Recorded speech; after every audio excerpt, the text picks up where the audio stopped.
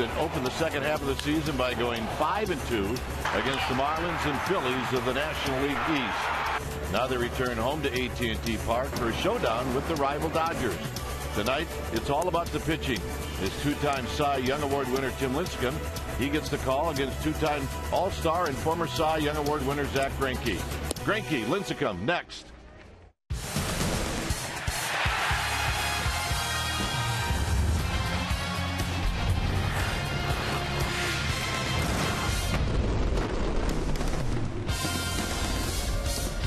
We've got warm weather here at the corner of 3rd and King as we get ready for Giants baseball, game 1 of this 3-game series, Giants and Dodgers. Hi again, everybody. I'm Dwayne Kuiper. Alongside me is Mike Krukow. Well, it's the first-place team against the second-place team. It's the Giants against the Dodgers. And what do you expect out of this matchup? Good pitching, that's for sure. Well, great pitching. On one hand, you got Zack Greinke, who's 2-0 with a 2.96 ERA. Now, that's against the Giants. They've never beaten him. And, of course, we know how he's done around the rest of the league. He comes in here with stellar numbers, member of the National League All-Star team. However, Tim Lincecum on the hill for the Giants has been as good as anybody in baseball. The last 5 starts, 4-1 with an 0.96 ERA. So it's going to be about pitching. All right, Dan Uggla is here. He's in uniform, and he is in the lineup. When we come back, we're going to take a look at Dan Uggla and talk about Dan Uggla. We'll do that right after this.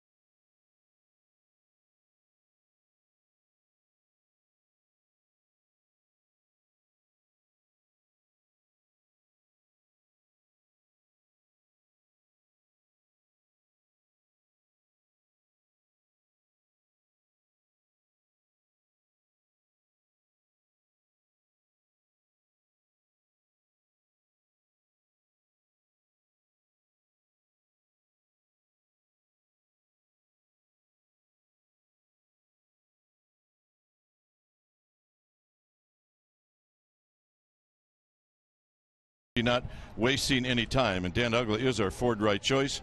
Ford is the right choice for California. Test drive one of our efficient new models today. And these are 3 home runs that Dan Uggla has hit against the Giants. 2 with the Marlins and 1 with the Braves. Well, 3 of 12 that he's hit against the Giants. And the thing about Uggla is if you go back to 2006, well, since that time he has 233 home runs, and that's more home runs than any other second baseman in baseball. He's got power, and what the Giants are hoping for is that he can find his stroke. And one thing that you know that is not going to be bothering him when he puts on a Giants uniform for the first time tonight and he is in the lineup hitting 7th, is he's not going to be worrying about justifying any contracts like he had to do in Atlanta. He's not going to be getting booed by the hometown like he was getting in Atlanta. He's got a franchise here that wants him. He's got a team that respects him, and he's the happiest he's been in a long time, and he was hugging everybody, including you, before the game. Right. Happy swings tonight from Dan Uggla. Stay tuned. We will take you to our Comcast Sportsnet studios for an update right after this.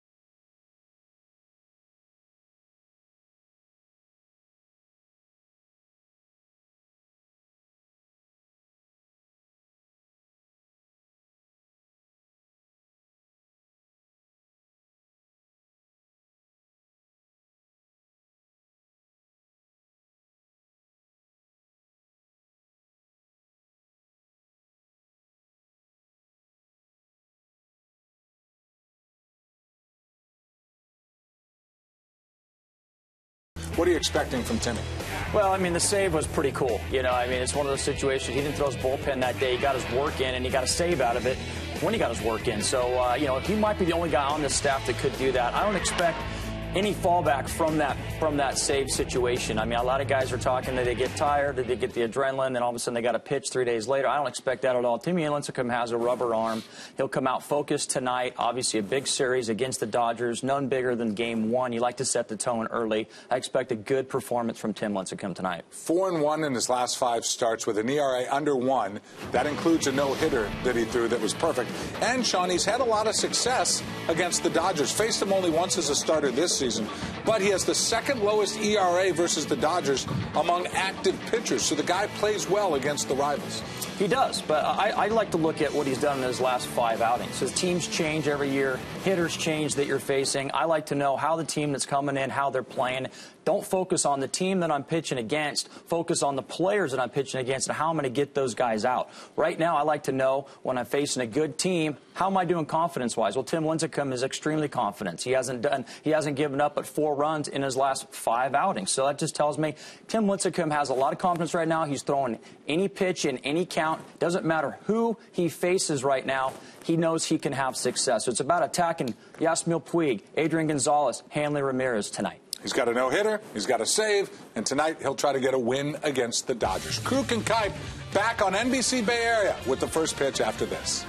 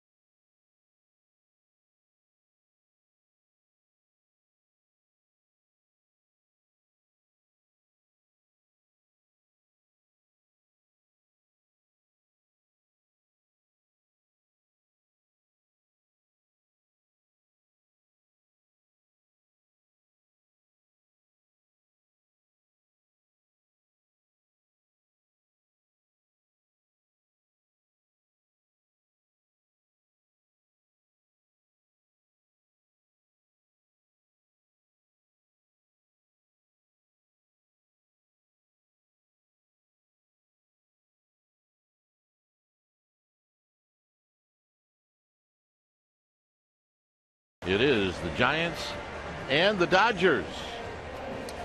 All right, time now for our roundtable key ingredients. Number one, it is a great start for Dan Uggla. Dan Uggla making his Giants debut at second base.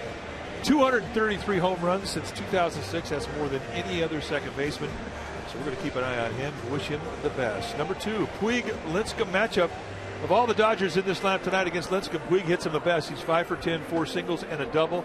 Those are key ingredients of the game. Brought to you by Roundtable's new Chicken Maui Zowie Pizza. It's just $17.99 for a large for a limited time. So try one today at Roundtable. So we're waiting for Tim Lincecum to lead the Giants out of the dugout, and indeed that's what he does.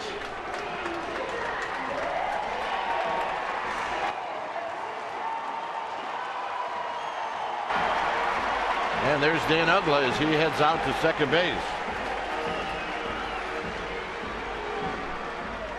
I'm sure he's got a few butterflies, although he is a veteran. Well, it's a brand new start for Dan Uggla. The Dodgers starting lineup is brought to you by your Northern California Lexus dealer. It'll be the very tough and fast D. Gordon to lead it off. Then Puig, you can see what he's done against the Giants this season, followed by Gonzalez. Hanley Ramirez has been on the shelf, but not tonight. He is hitting cleanup. Then it's Crawford, Kemp, and Uribe. A.J. Ellis will hit eighth, and Zach Greinke will pitch in bat ninth.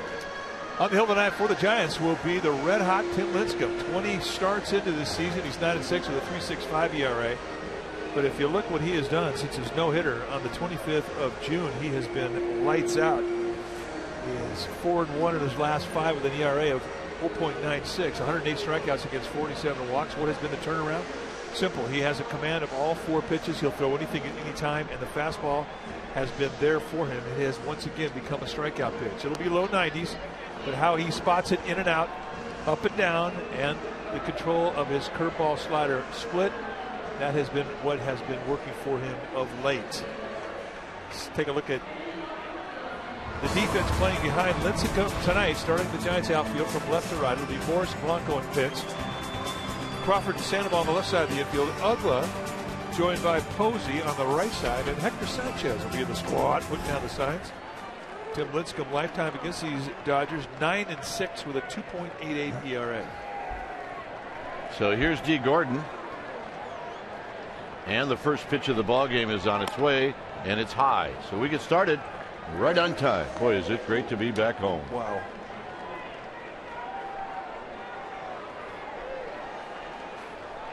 Gordon hitting at .294. He's an all-star this year. And a big swing and a miss. 1 ball and 1 strike. Sandoval is way in at third. Buster Posey maybe a step behind the bag at first.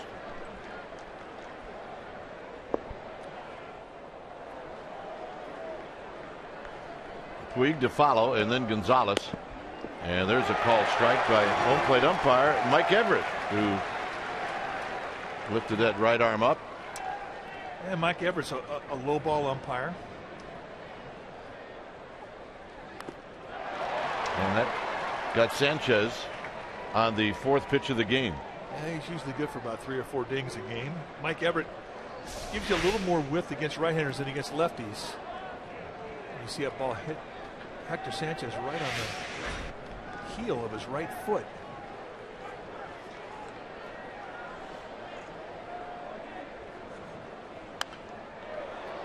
And Gordon chases a high fastball and pops it back and out of play.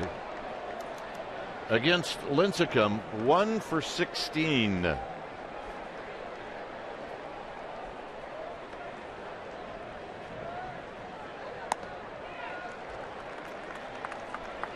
Dodgers have won 56 games, the Giants 57. Dodgers have lost 2 more games than the Giants. That's the 1.5 game difference. Got him. Split finger fastball and a good one. Strikeout number 1. Took him 7 pitches to do it, and he got him. Just doesn't have to be in such a great location if you've got great deception in your delivery. He's got a little movement that runs away from the left-handed hitting Garden. Grab some pine meat. Here's Puig. Puig in center field tonight, and he takes a fastball high. Mike mentioned 5 for 10 lifetime against Lincecum. He too has been banged up a little bit.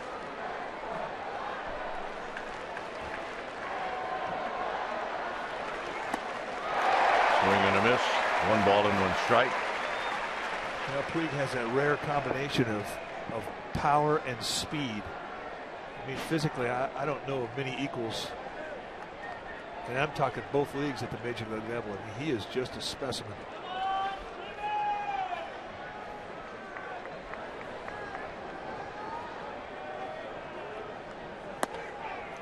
Puig got hit in the left hand when the Cardinals hosted the Dodgers last week. It was on Saturday. He got hit by Joe Kelly, and consequently he's played sparingly since then. Dodgers had a day off yesterday. Lifts this one into left center field. Hit very well. Blanco on the move, and it's off the top of the wall. Blanco's going to get to it. He's going to throw this ball all the way in the air, and Puig's got a triple. And I think he thought that ball was gone. I think everybody in this ballpark thought that ball was gone. A little hanger, and he flips the bat, and all of a sudden takes off, thinking, well, maybe not. But walking out of the box, he's thinking he hit one out.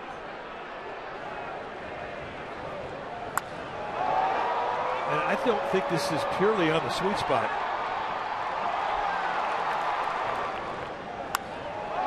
Just give you an idea how strong this guy is. And I don't know if the ball was interfered with.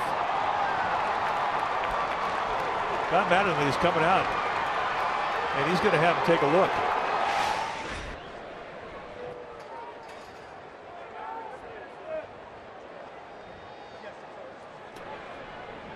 So apparently the Dodgers saw something.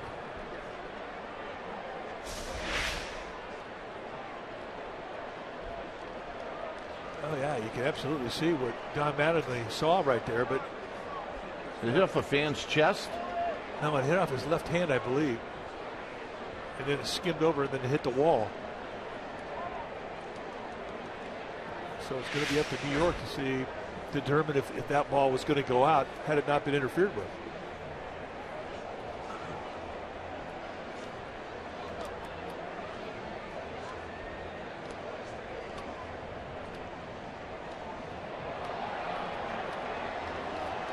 They just showed it here at the ballpark. There really wasn't a whole lot of reaction.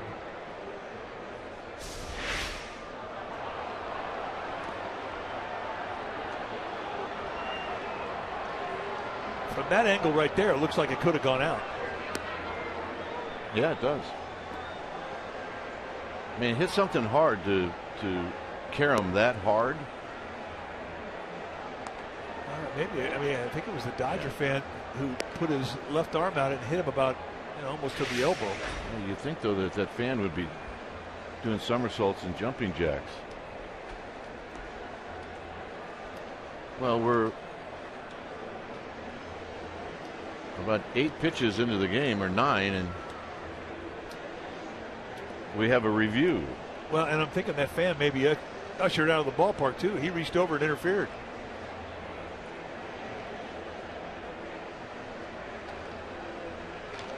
Talked about Puig has always seen Lincecum pretty well. But for this angle right here, this is the one that gives the Dodgers their best argument.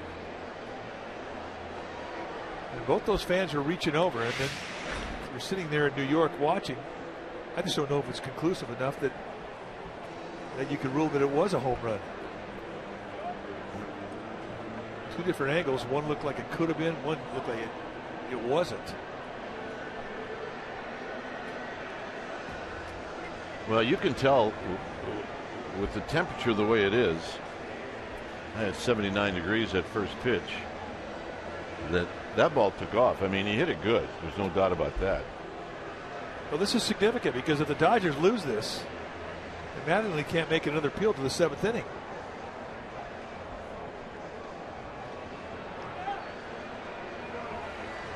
And it's going to be a triple. So Mattingly has lost his ability to challenge until the 7th inning.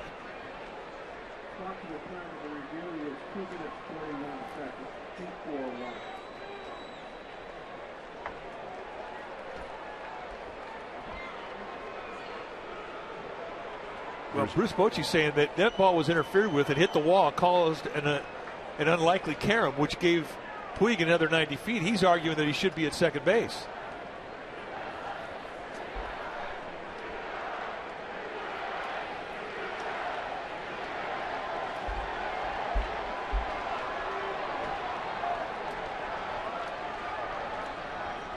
We may get another review.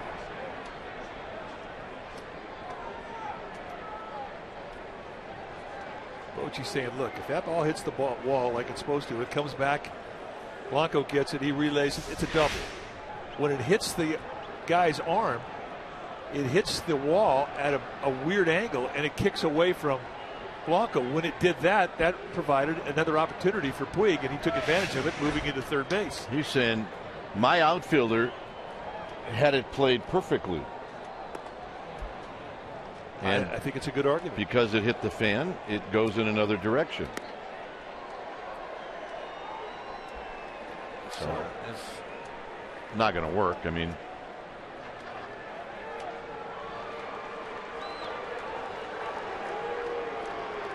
so now it's up to Lincecum to get after Adrian Gonzalez with Puig at third.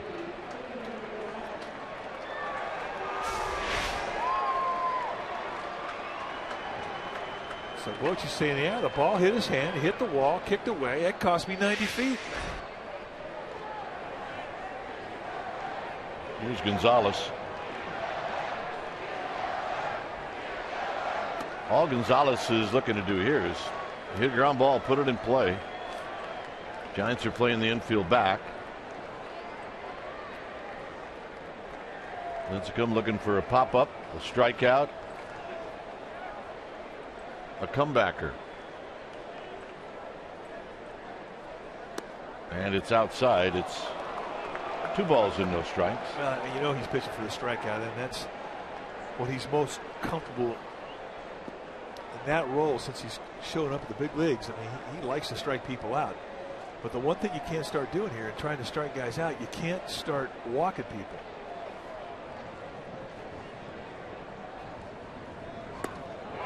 Two balls and 1 strike. Good split. I mean, can't throw any better than that. 2-0.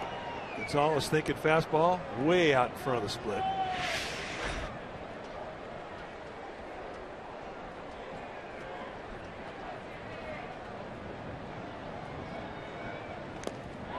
Two and 2. Backed it up. Split.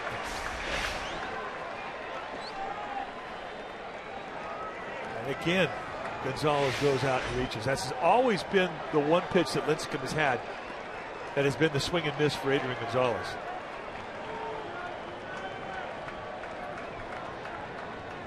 Now the infield comes in.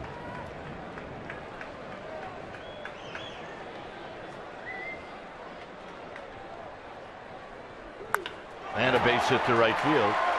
So the Dodgers lead 1-0.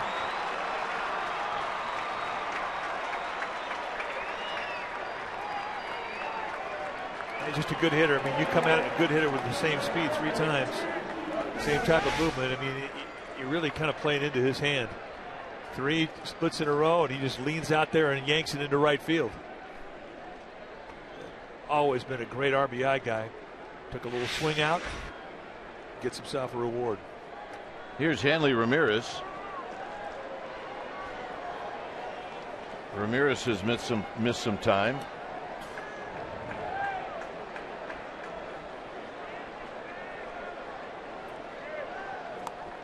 And there's a fastball in on Ramirez, and he check swings and he fouls it out of play. He was hit twice on Sunday. Once in the 4th and once in the 9th in St. Louis.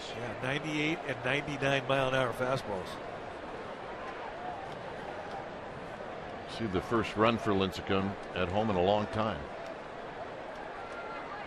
And consequently, he hadn't played since then. It's 0-2. He's got a double and a home run lifetime against Lincecum. He's 7 for 22.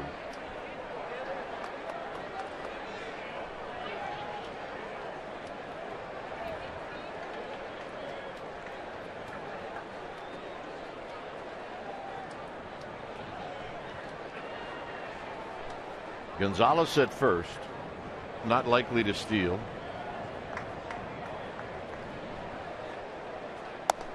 And a high fastball. It's 1-2.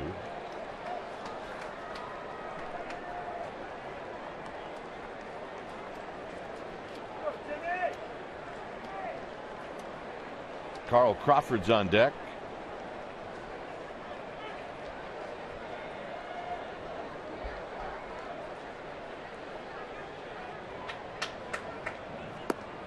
Got him.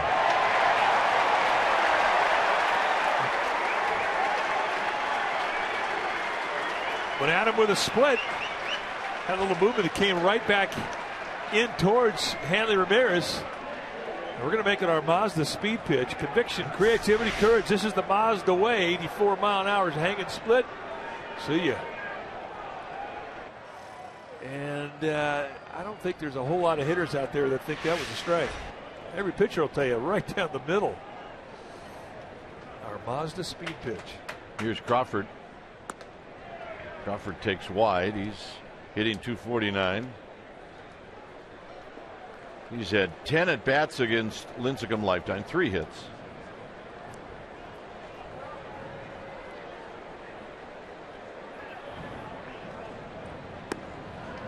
And a called strike to even the count. Ethier of the 4-headed monster outfield for the Dodgers is the one not in the lineup.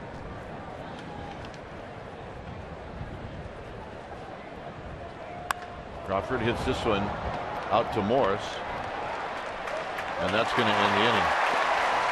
A run on 2 hits, 1 left. Pence, Blanco, Posey, Sandoval coming up.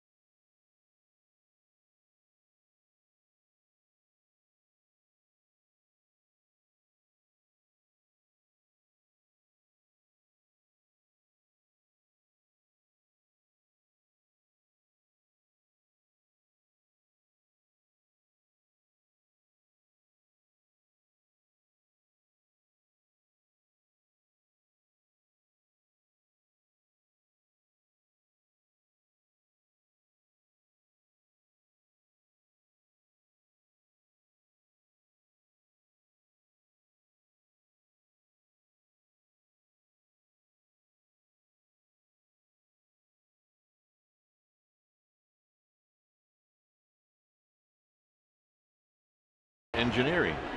Pence, Blanco, and then Buster Posey. He's hot right now. Sandoval will be the cleanup hitter. Then Morris, Crawford, and Uggla. Dan Uggla hitting in the 7th slot.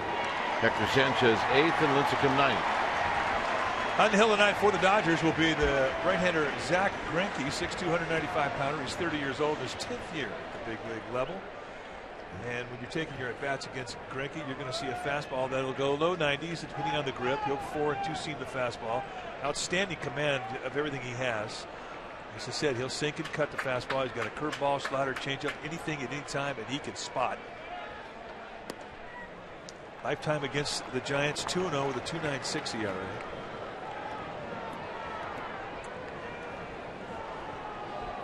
So Pence hitting .301.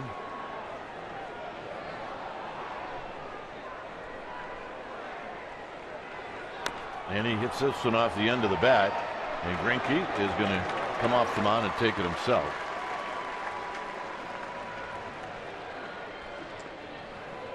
Let's take a look at the defense that the Dodgers will employ tonight behind Zach Greinke, starting with their outfield from left to right.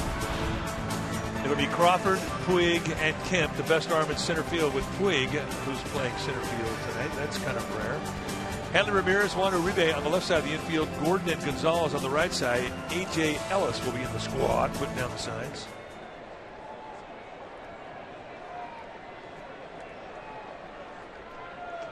Here's Blanco at .237. A home run, 17 driven in.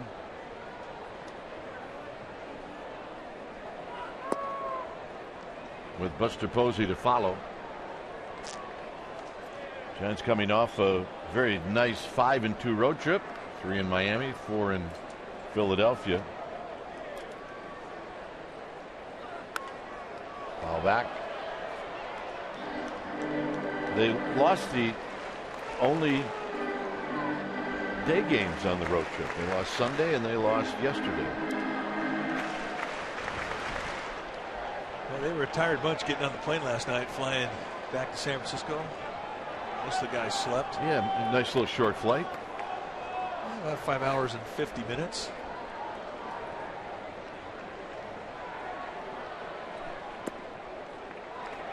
Blanco takes down low. He's 1 for 5 in his at-bats against Zach Greinke.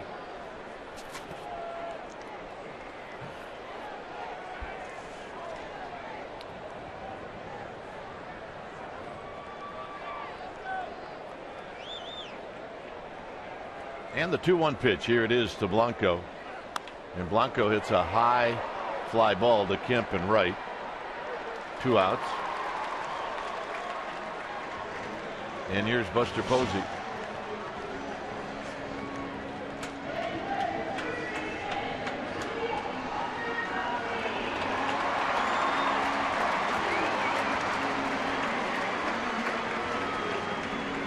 Buster at .284, 11 home runs, 53 driven in.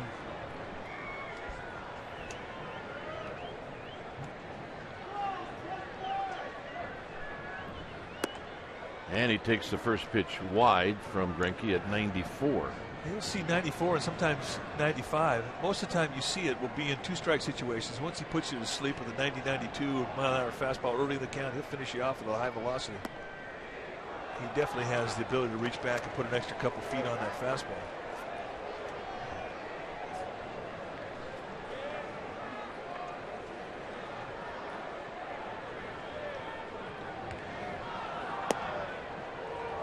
And another strike to make it 1-2. This to be 2 fastballs at 94, 1 in a 4-seam grip, going pretty straight in the eye of Buster Posey. Then he changes the grip, throws a 2-seam fastball, and has it sink and run into him. Very subtle, but very effective. Ooh. Tried to backdoor a little 2-seamer, and he didn't miss by much. Maybe about the half the width of the baseball. See A.J. Ellis leak out there. One thing about Greinke, he can throw darts with everything. And Ellis didn't even move his glove.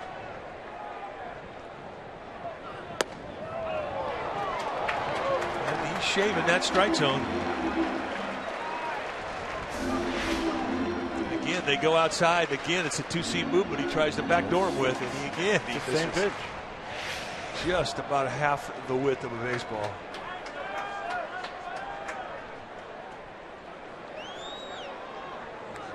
And Buster Posey takes the walk.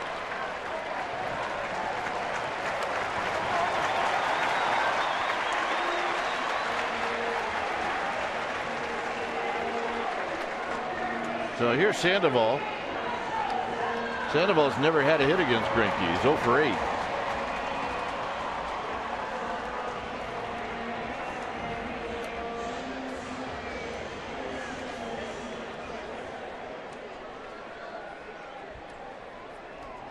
Overall hitting .277. He's got 12 big flies, 44 runs batted in.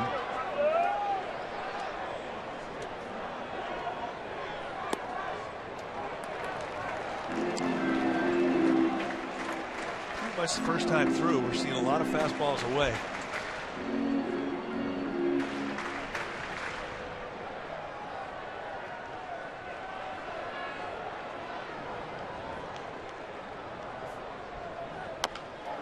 Big chopper to Gonzalez, and that's going to end the inning.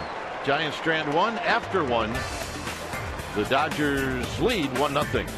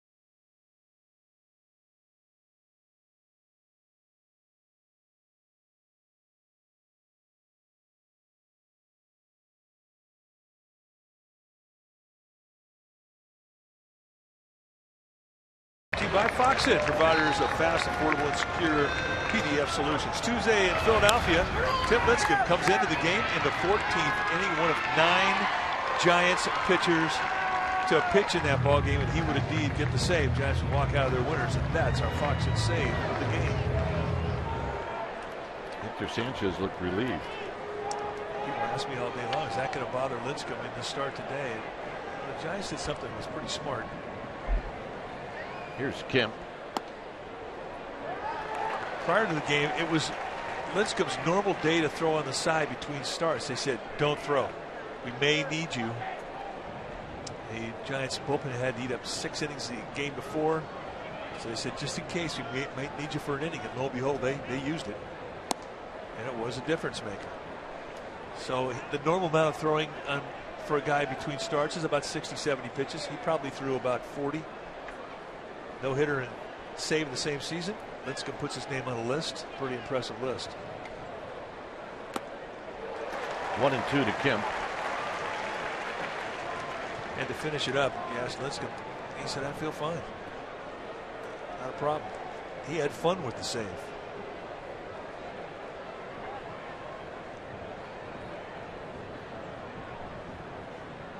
Got him. Good curveball. Strikeout number 3. This is absolutely perfect. Ahead to count 1-2. Try and bounce it between home and your catcher. And the straight down break, always a tough pitch. Remember, that was the only specialty pitch when he first got to the big leagues. Since then, he's added that slider, the split. Throwing 2 types of fastballs now. Before, when he first showed up, 2 looks. 2-seam fastball over the top curve. Go get him. Here's Uribe hitting .303. He's having a good season. And he takes a strike.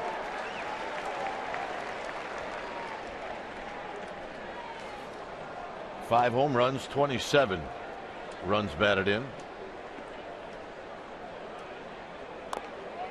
And this check swing rolls foul, 0-2. Giants trying to jam Uribe. And remember Lincecum, first year he faced Uribe as a Dodger, hit him twice. Trying to jam him.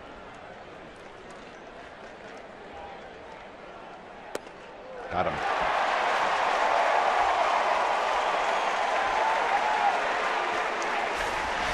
Set up a fastball on the outside corner. Bang, right across the black part. See ya. Well, tomorrow's game against the Dodgers, a 6:05 start. And the first 20,000 fans are going to receive a reusable grocery bag presented by the MLB Network. And then Sunday, a 5:05 start. The first 20,000 fans are going to get sunglasses, Giant sunglasses, presented by Denny's. Go to sfgiants.com/tickets. Here's A.J. Ellis. You know, you look at A.J. Ellis's numbers. He's hit 216, no homers, 10 RBIs. He's had a lot of injuries this year, but boy, I tell you, every time he faces the Giants, he gets big hits.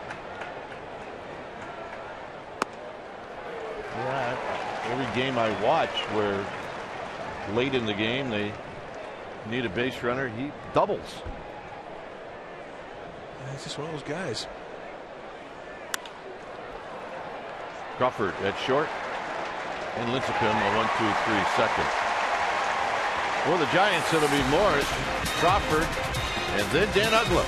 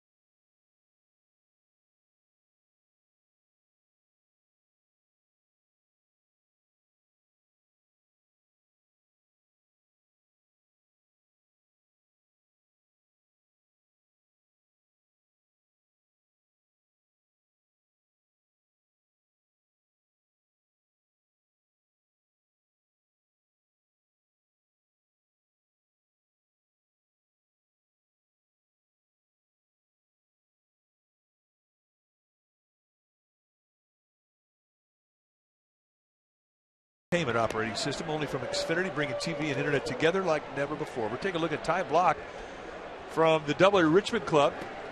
23-year-old left-hander, 6'1", 210-pounder. In 18 starts this year, 7-4 with a 2.95 ERA. A 1.208 whip, which is fantastic, meaning that you combine walks and hits allowed per innings pitched, he's averaging just a little over a runner an inning, and that's fantastic. And in those 97 innings, he struck out 63.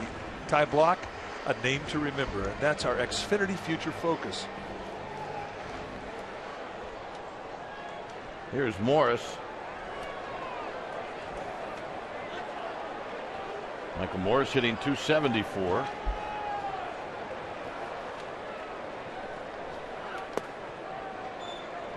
And you watch guys who set up with open feet like Morris does, and then you watch where they take their stride, and they'll tell you what side of the plate they're looking for. Guys who usually have open strides, they'll close up. Hit very high to left field. It's in the park. And Crawford's going to put it away. I'd say he just missed it. Yeah, he just got underneath it. It's not fooled though. I mean, he was definitely looking breaking ball. Nice balance in that swing.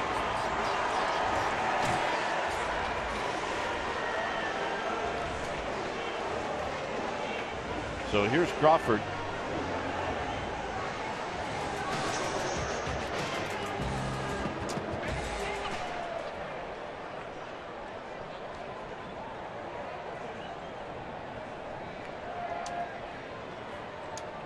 Crawford at 236. And he takes a strike. He's only had 1 hit in 7 at bats against Greinke.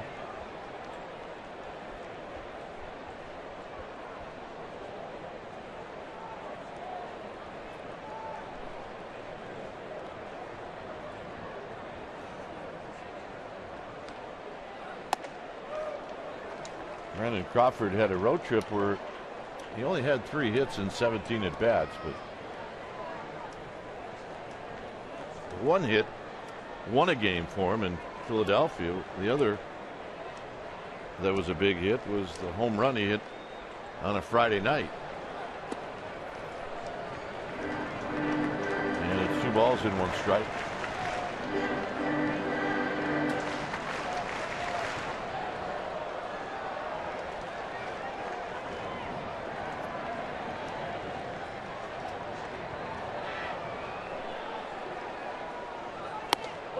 Under the hands, and it's 2-2. He could go right back in that same location. If he thinks he's found a hole in his swing, one thing Zach Greinke can do is he can throw darts with all of his pitches. Exceptional command. Some of the best command of his stuff in all of the major leagues. Setting up away. And he got him. That's the first strikeout, and here's Uggla. Giants fans will give him a nice welcome. Batting 7th, please give a warm San Francisco welcome to second baseman number 22, Dan Uggla.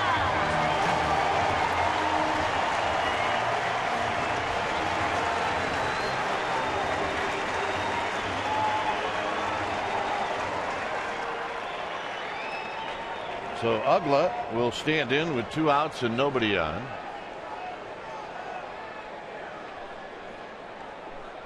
And he takes a strike. He is 3 for 9 in his career against Zach Greinke.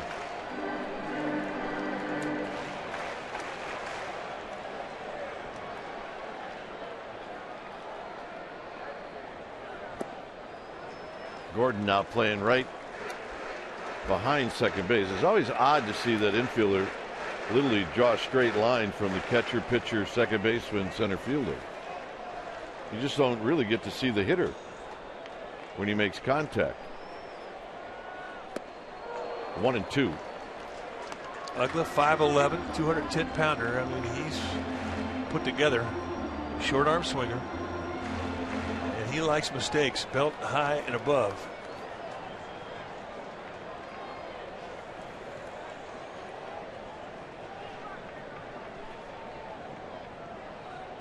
Two and 2. Lots of power. As you mentioned, since 2006, 233 home runs. More than any other second baseman in baseball.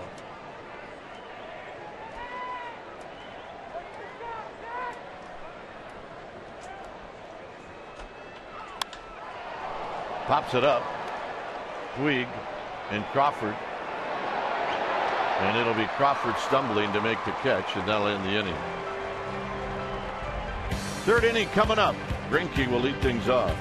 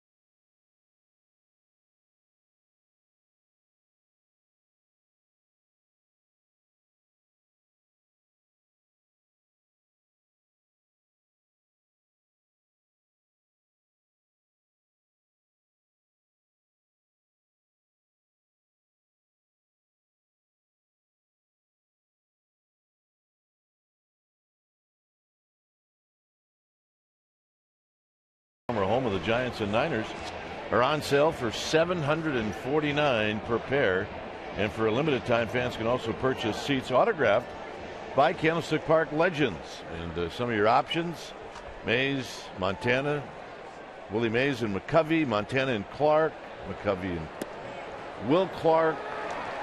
Mike will sign one. I'm not sure yet. Get all the information at sfgiants.com/candlestick-memories. And that's the best way to do it. Here's Greinke. 1 ball and 1 strike. Greinke can hit. He was the Silver Slugger Award winner last year, hit .328. And how many pitchers have you ever heard of having a .400 on base percentage? Well, he did that last year, which won him the Silver Slugger. But he can hit. It's not. Is it just the highest average, or do they take other things into consideration? Oh, no, they definitely take into account the entire package. Home runs. Well, how about grand slams? Do they take that? Well, I got to believe that Madison Bumgarner's got a pretty good inroad to that award this year. Lincecum through strike 1. Now 3 balls in a row. It's 3-1. There's Madison Bumgarner. 12 RBIs, 3 home runs from Bumgarner. For some pitchers, that's a career's worth of RBIs and home runs. Greinke taken all the way, as he should.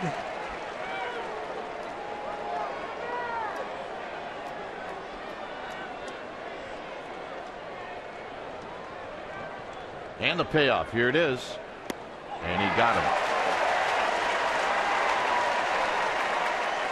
Well, the NBC Bay Area Investigative Unit, led by Chief Investigative Reporter Tony Kowaleski, they're an award-winning team of 15 journalists dedicated to holding the powerful accountable. The Investigative Unit on NBC Bay Area, we investigate. Here's Gordon. Gordon opened up the ball game with a strikeout.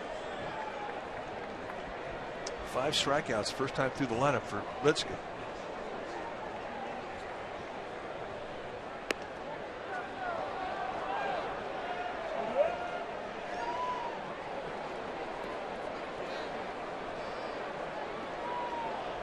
Yasiel Puig is on deck. This is tapped to Buster Posey. 2 outs. And here's Puig. Now, Puig had a pretty good pitch to hit in his first at bat. To his credit, he did not miss it. Came about 1 foot of knocking it out of here in center field.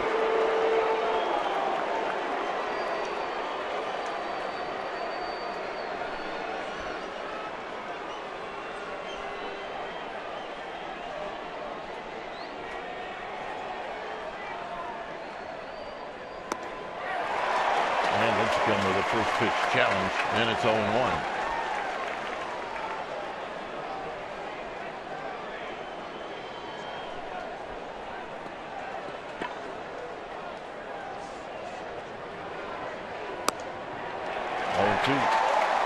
Sitting on a breaking ball. Yes, he was. He was not looking fastball at the count, down the count 0-1. Remember, he had a hanging split off the wall in center.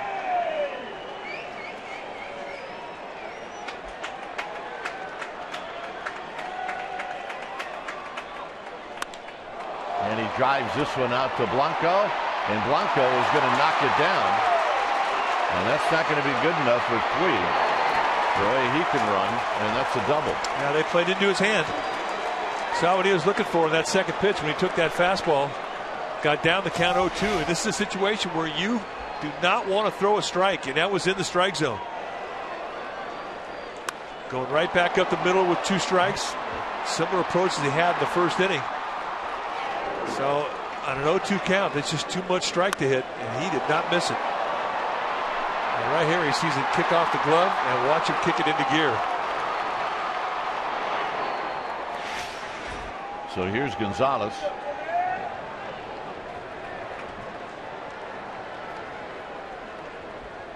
And Gonzalez takes low.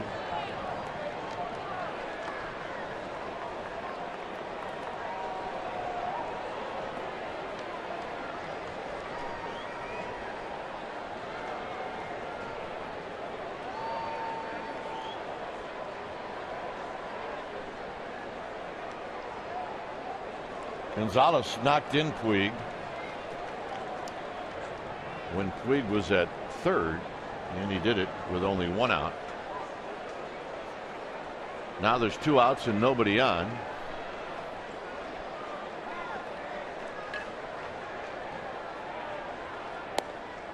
And he may be pitching around him. We'll see. 2 balls and no strikes. Dodgers are a very potent offense, and they can put a crooked number up on the board very quickly.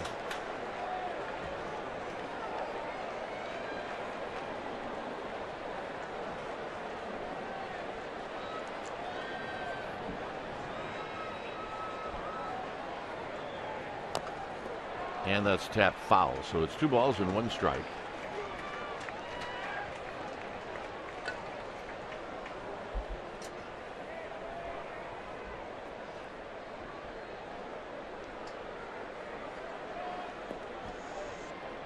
Outfield straight away. The defense on the infield is shading Gonzalez to pull, especially Crawford. He's got lots of power in left field. And that got Sanchez. It's 2-2. They rocked him.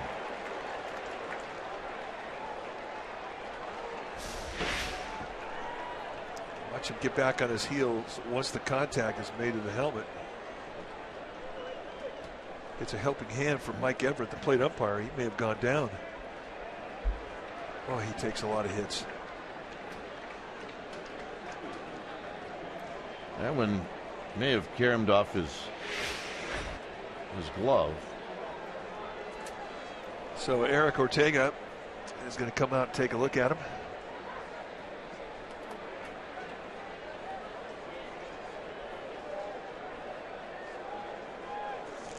And all Eric's trying to do is look into his eyes. Now Bruce Bochy knows that this has been pretty consistent. When Sanchez gets back there, he gets dinged.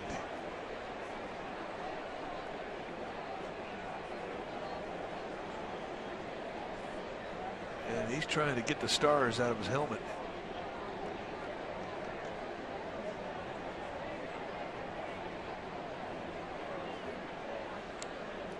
And there's no question about toughness with this guy. I mean, he is amazing in that regard. The amount of abuse that he has taken in games, blocking balls, and I mean, he never utters a peep about it. He and Buster very close. Obviously, they share the responsibility of catching this staff. And you can see the concern of Buster Posey as he looks into his partner.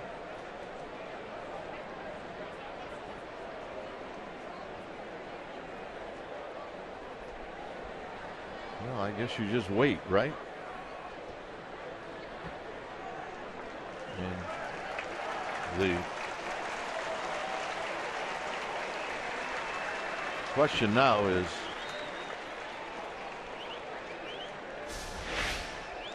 there's Buster watching. Yeah, he's all right. He's all right. Well, he knows Hector. But how right is he? I don't know. Yeah, just don't get hit again.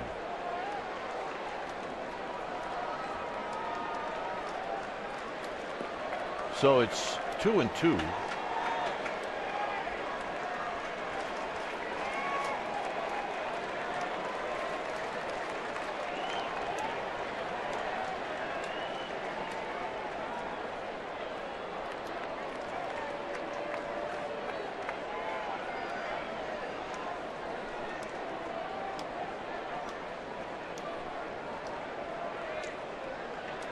Ramirez is on deck.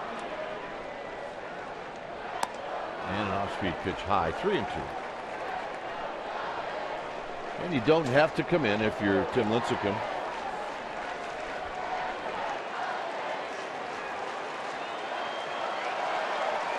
If it was an 0-2 split that he hit off Lincecum in his last at bat that knocked in the only run of this game. So he went soft for the payoff pitch, which has always been a good weapon against him. Will he go soft again? We'll find out. Uggla. Posey. Side retires. So the double does not hurt Lincecum. Now Sanchez, Lincecum, and Pence are coming up.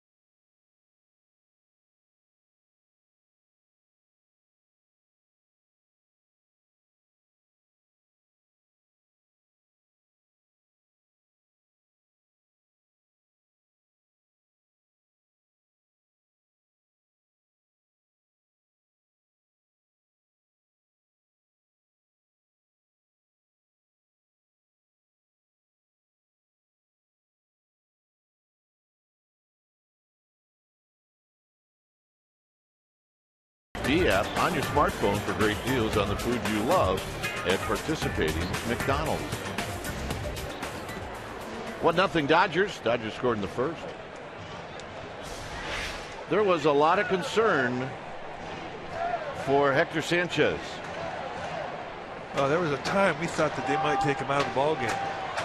Eric Sanchez or Eric Ortega walking him back to the dugout. They took a long, hard look, and he had to do some convincing that he was okay. And the Giants to let him go back out there. But what you fear now, Kite, is that he takes another one. If he takes another one, now you're in trouble. Here is Hector Sanchez. He's 0 for 3 lifetime against Greinke. And the first pitch is high. Hitting 198, 3 home runs, 28 driven in.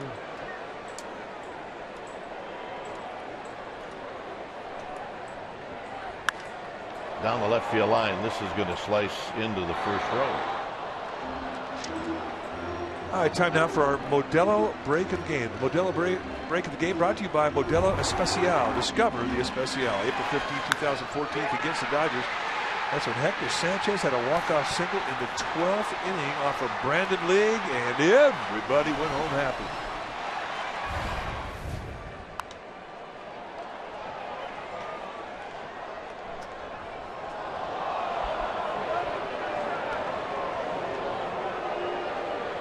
One and two with Lincecum on deck. Well, this little guy is not happy. Yep. He get robbed. You're not going to forget about that one for a while.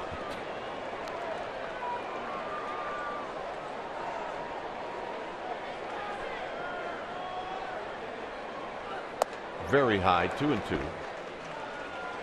Not often you see a pitch that really doesn't have anything to do with anything, like that last pitch. That was just a mistake. Most of what Ricky throws up there either is trying to hit a spot or set up the next pitch. Sanchez out swinging.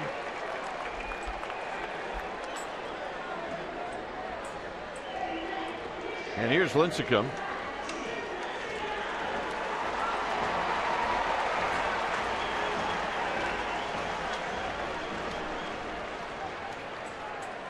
Lincecum on the year is 3 for 25. And he looks at a strike. Hunter Pence is on deck.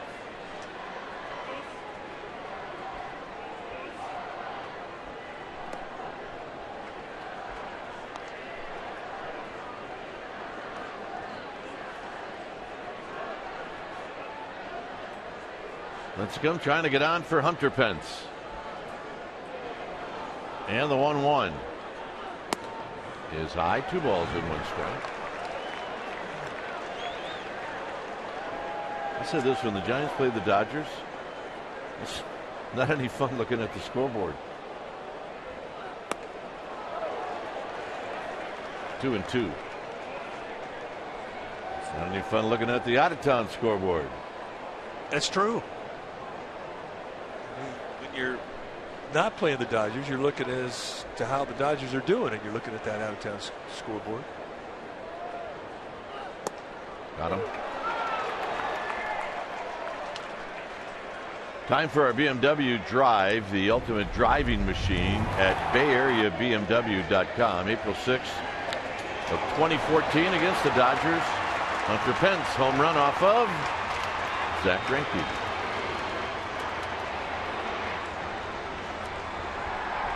It stunned everybody,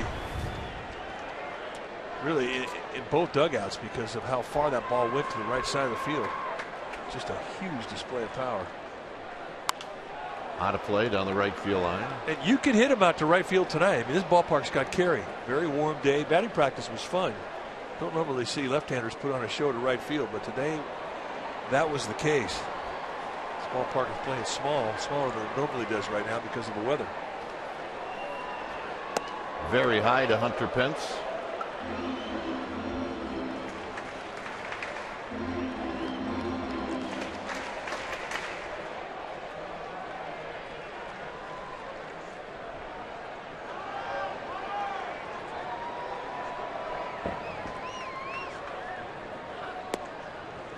just inside. 2 balls and a strike. John Miller is in Cooperstown this weekend. He will be back Sunday night.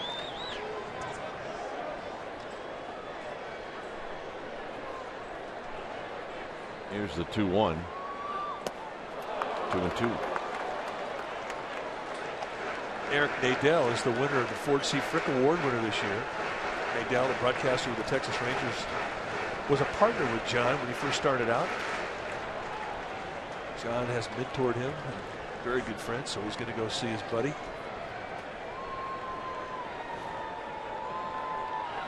See, I think partially that's true. I think the other part is I think he forgot some things in his acceptance speech, John, a couple of years ago. I think maybe he thinks they're going to allow him to go back up there and redo it. You have to show up to see if that might happen. 3-2 pitch. Pence waves one in the dirt, and he's going to be aboard.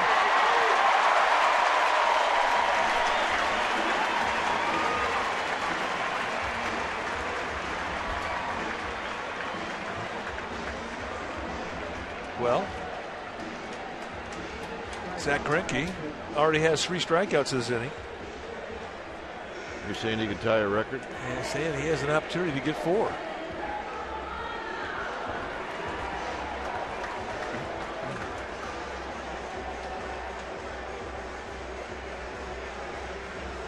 So here's Blanco. Blanco hit a fly ball to right. He had a pretty good swing off of Greinke, but he just got underneath it.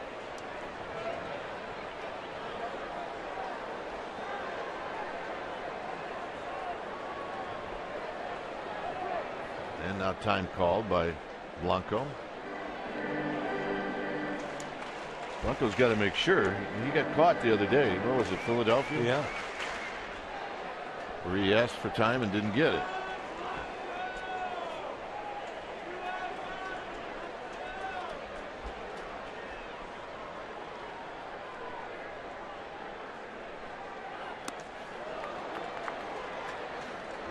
So underneath the hands of Gregor Blanco, and it's no balls and 1 strike.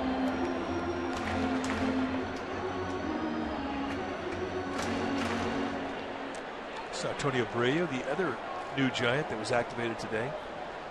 Ray Adrianza, Marco Scudero on the disabled list. Dan Uggla, Tony Abreu activated.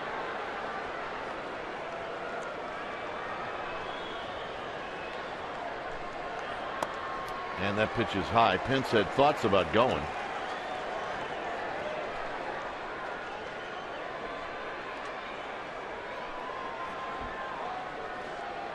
Eric Ortega bringing some word here to Bruce Bochy. And I'm sure it has everything to do with Hector Sanchez. Yep. And I think it has everything to do with somebody let Buster know. Well, Buster's in the on-deck circle.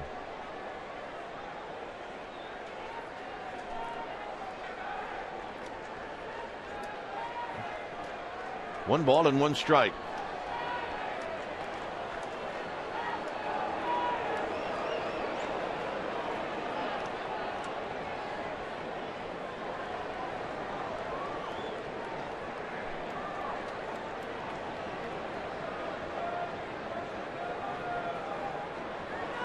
Pence leaning.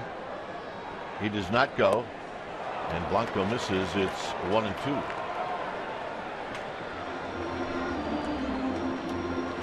Not a bad spot to go if you're Pence. Blanco let off a lot in his career. He'd lead off the 4th inning if Pence got thrown out. It's like Tyler Colvin is going to go in to left, and Morris will go to first.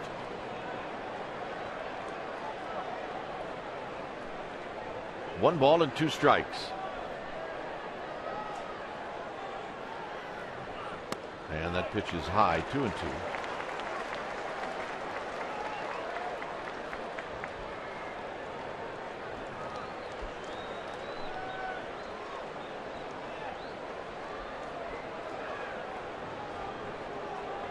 Hunter Pence does have 9 steals.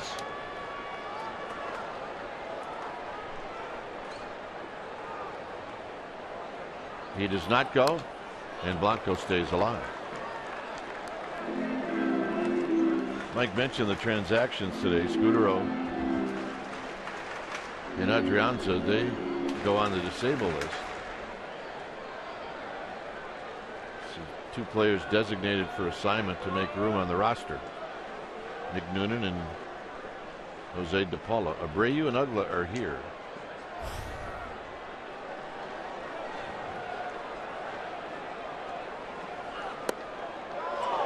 Greinke keeps walking off the mound, and those are not strikes. Now, when you see an umpire put his hands on his hips too, he's letting you know you're showing him up, and he's not appreciating it. And this is a good pitch, and it could have been called a strike just inside, and that's the location that it's been pretty steady all night long. It hasn't been called. We see umpires call that strike. Oh, every night. Now Pence will be on the move. See if he can get one in the gap. He goes, and that'll end the inning as Blanco strikes out. 4 strikeouts in the inning for Zach Greinke. Hey, you strike out 4, Dave Fleming's going to come in. I'll see you back here in the 7th. It's 1-0 LA.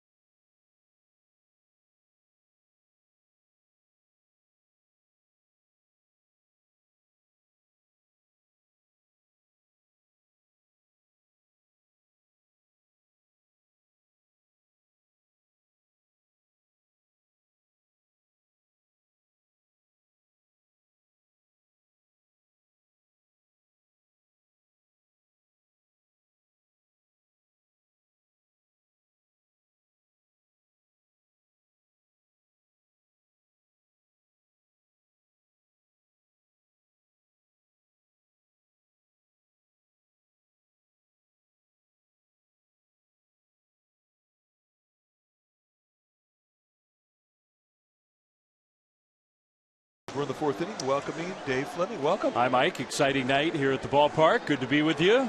It is definitely electric. Although now the Giants are losing another player. Hector Sanchez is going to have to come out of this game. You guys had some good shots of what was going on in the dugout, but not good news. All of a sudden, the Giants are a beat-up team.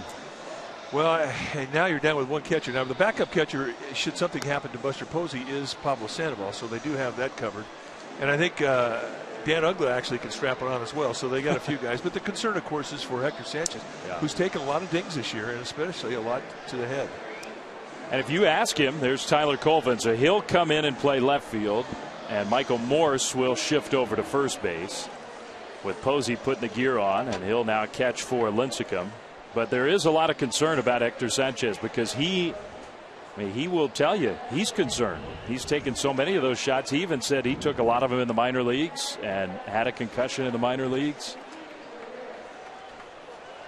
Giants have Belt, of course, already on the concussion DL. You guys were just talking about Abreu and Uggla up as Scudero and Adrianza go on the regular disabled list. 1-0 Dodgers in the 4th. Hanley Ramirez takes a nice little slider there for strike 1. The breaking ball has been really, really consistent over the last 6 weeks for Lincecum. When he needs to make a strike with it, he'll throw it anytime. And he's had a lot of first pitch strikes with it. Nice weapon. He throws it again there, and Ramirez tops it foul.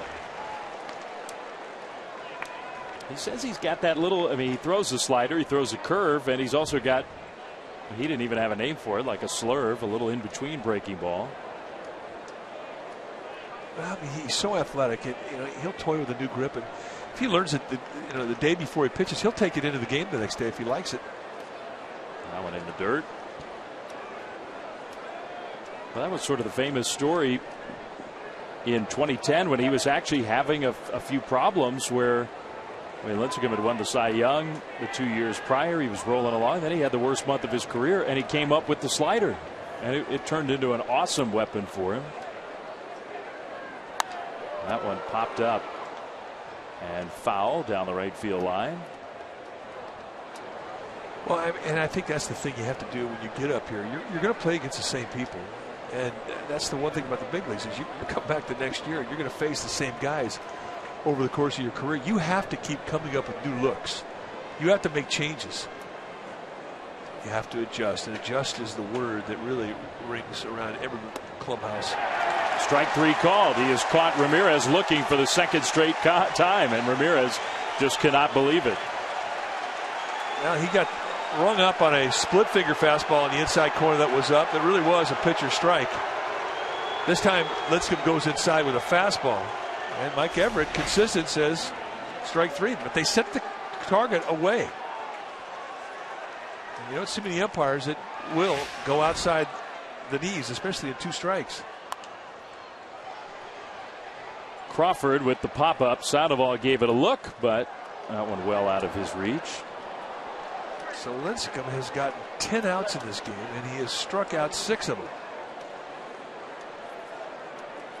3 of those on called strike 3.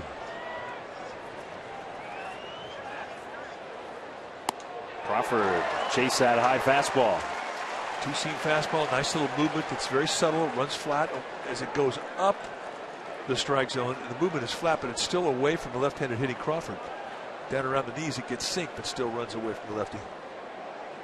Crawford, emergency kind of swing there, and he got a piece of it.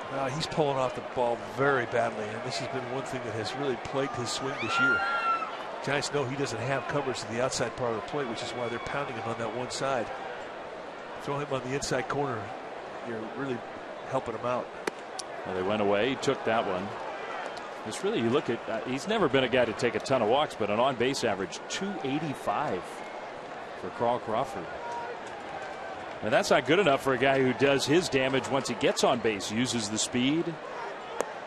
That one just low, and he wanted to swing, held up.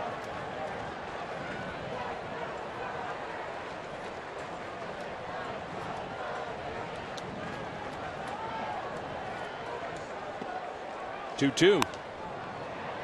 Breaking ball up a little bit. And he had pretty good balance in that swing. Yeah. He was on it. It's a little different for a pitcher when you have to change catchers in the middle of a ball game. Hector Sanchez and Tim Lincecum have really had great rhythm together in the last 6 weeks.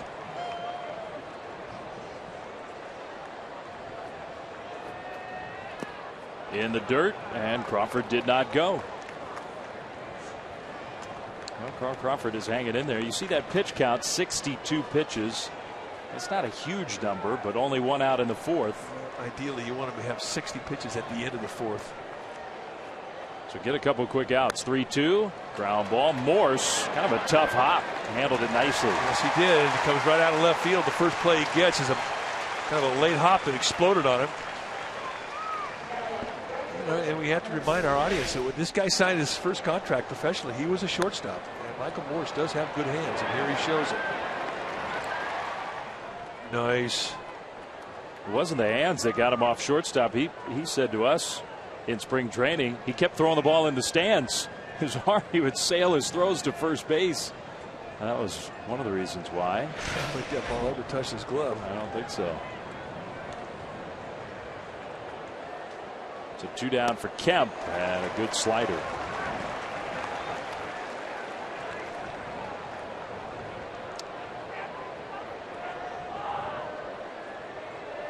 Nine for 47, 19 strikeouts. For Kemp against Lincecum. Even during his heyday, he had problems with Lincecum. And it hasn't been his heyday this year. 267 average. This has not looked like the same player. Well, he had a horrific shoulder injury last year that he had to have surgery for. It just hadn't been the same. You're right. Now a swing and a little flip shot into center. That'll be a 2-out base hit. Well, he'll take it. And the Dodgers extend the top of the 4th inning. Get Uribe a shot.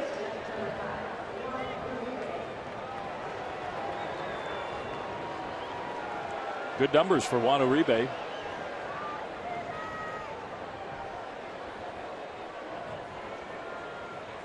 And a little history between these two. Great teammates when they played together here, but since Uribe went to LA, Uribe's not always been thrilled with Lincecum. He's hit him a couple times. He took that huge Uribe hack and popped it up. Morse right into the action at first base. Posey will take the gear off and lead off. Then Sandoval and Morse in the bottom of the 4th. 1-0 Dodgers.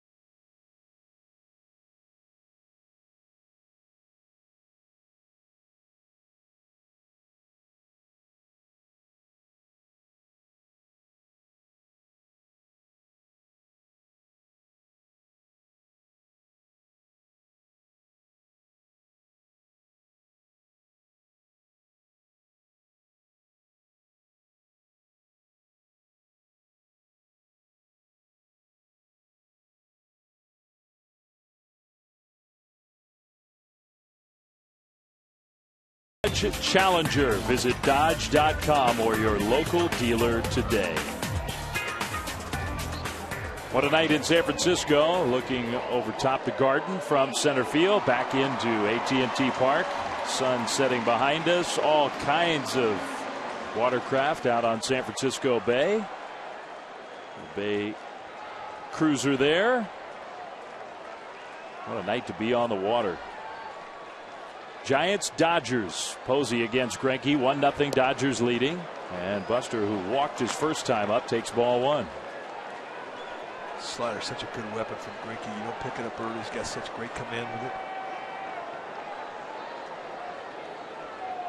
He's got a lot of good weapons. He does. Spins that one in there for a called strike. He's got a straight down break to it. And I think the thing that stands out with all the different types of movement he can put on the ball, he has such great command with all of it. Very compact motion. Posey hit that one hard and a diving stop by Uribe. The throw is there with the stretch from Gonzalez. Nice play. We've seen that many times when Uribe wore a Giants uniform. That was the one thing that the Dodgers said about Uribe when he first came over to Los Angeles. He really struggled with the bat for 2 years, but they could never say anything about his defense because he could pick it. Nice play. And after those 2 years, he found the magic of the bat back, and he's become a fan favorite in Los Angeles. They love him. It's a redemption story, that's for sure, because there wasn't a lot of love those first couple seasons. No. Uribe, who was a longtime shortstop in the big leagues, and the Giants used him at third. That 2010 stretch drive when Pablo was struggling. And Sandoval right past Uribe by his old spot. And Sandoval will have to stop at first. So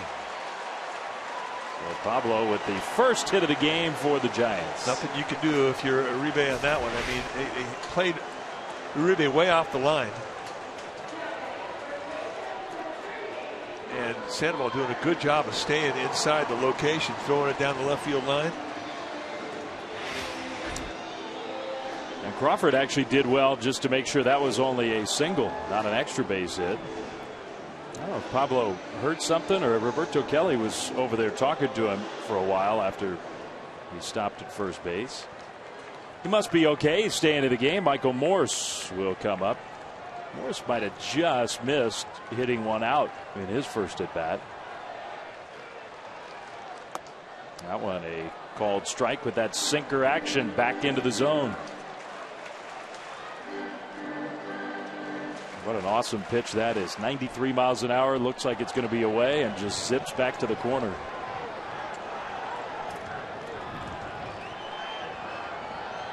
Outfielders deep.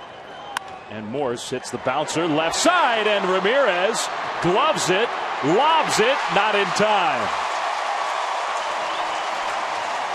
A pretty remarkable effort by Hanley Ramirez, who's in the bullpen now. Michael Morse has himself an infield hit. I was wondering how he's going to get rid of this, what type of throw he's going to put on, because he really had a lot of momentum. And when he turns around after he gets the high backhander, I mean, he's backing up, getting rid of this ball, all of his momentum going towards the left field line, and there's the rainbow you're talking about. It becomes a foot race with Morse, who doesn't have great speed. A fun play to watch. Yeah, really fun. Hey, you admire the effort from Hanley Ramirez, but that could have been a disaster. Gonzalez went up and did a good job of catching it. Well, the first real good chance for the Giants, first runner in scoring position, and a half swing by Crawford. He did not want to swing, but he couldn't hold up. Brandon's thrived in these kinds of spots this year. So difficult to stay in the strike zone when you're swinging at pitches from Greinke, because a lot of his stuff looks so good, and then it disappears on you. It falls out of the strike zone, away, in, down. Pickoff play. Pablo sort of belly flopped back to the bag. Yeah, I'm okay. It wasn't all that graceful. Little daylight play put on by Hanley Ramirez. He doesn't do anything graceful. He just gets it done. He does. 2 on, 1 out. Very high. Greinke in the third struck out 4. It has not happened very often, and it had never happened until against the Giants until tonight. 4 strikeouts in the third. The strikeout to Pence and the wild pitch that allowed him to reach. That's what set it up. Well, another half swing. He went around again on appeal. Paul Schreiber, third base umpire. No hesitation at all. Let's take a look. Did he go? Yeah. So now it's 1-2.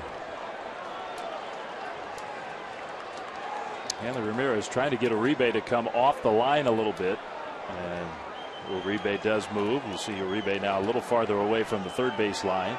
Ramirez was yelling at him, almost doing jumping jacks to get his attention. 2-2. Pretty easy take right there. And that's the other thing too about Greinke. You don't get many easy takes. I mean, he really makes you think with everything he throws up there. Dan Uggla waiting on deck.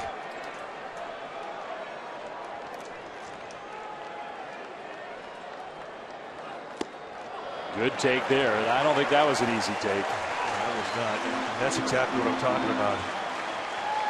I mean, he knew he had a base to play with, a pitch to play with.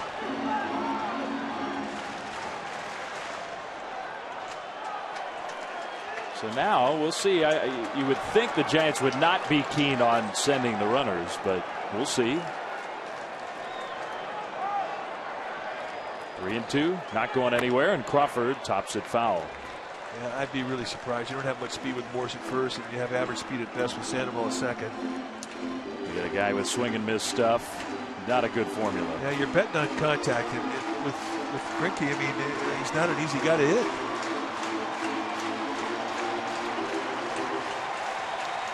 Well, they're making him work here in the 4th inning, and they have their first real good scoring opportunity.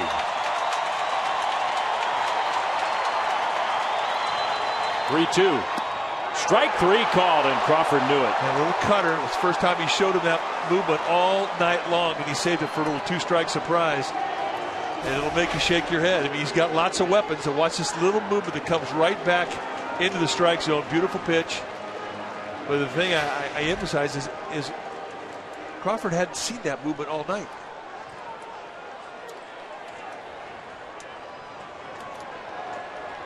They're talking about that pitch in the dugout.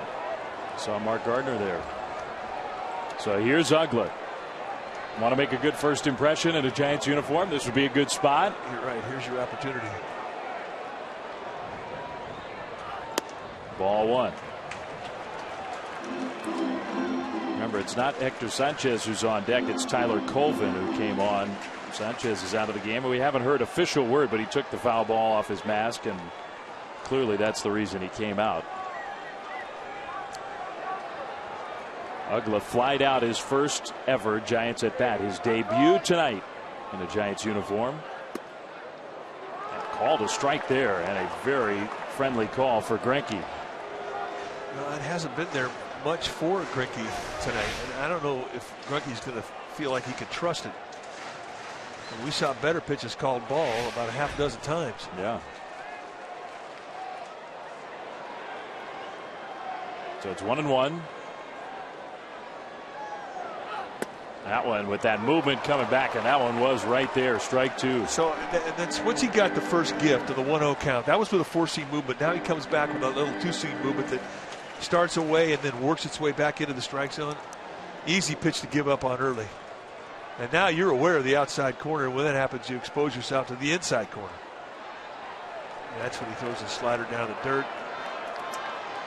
We'll see. 1-2.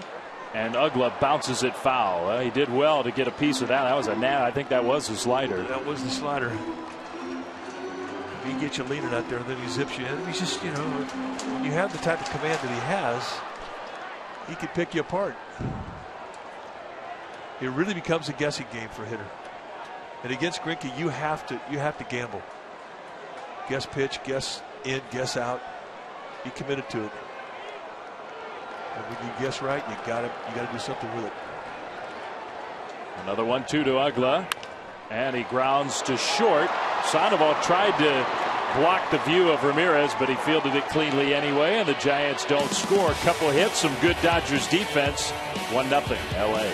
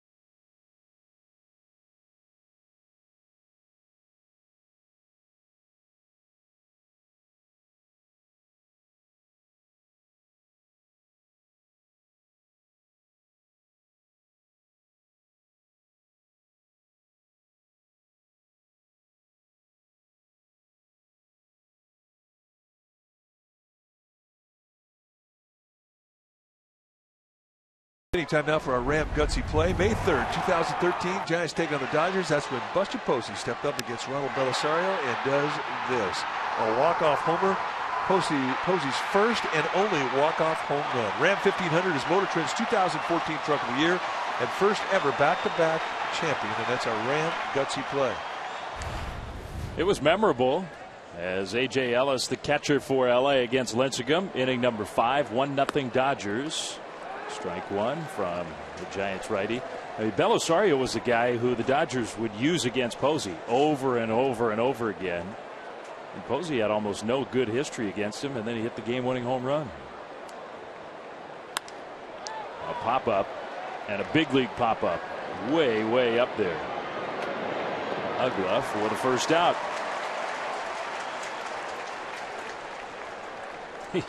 He's shaking his head. Well, he'll get used to it.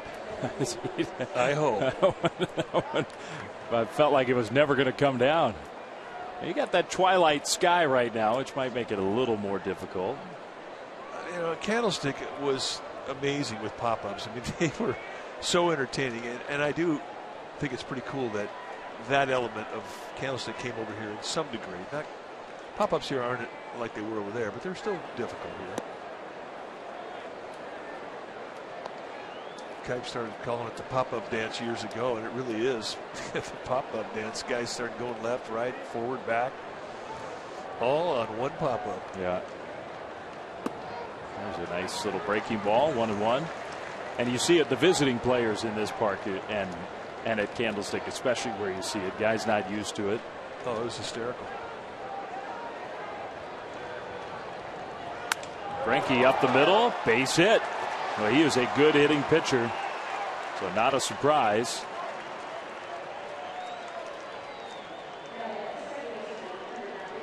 And that sets things up for the top of the order. D. Gordon up for the third time.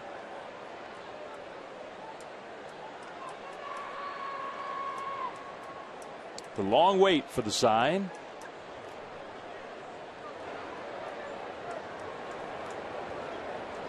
They were waiting on Greinke to get the jacket on. Now they give the signals.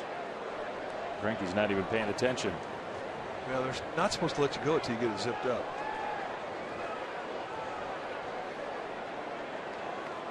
Come on, Zach. He needs some instructions. It didn't work. Ball one. Get the manual out.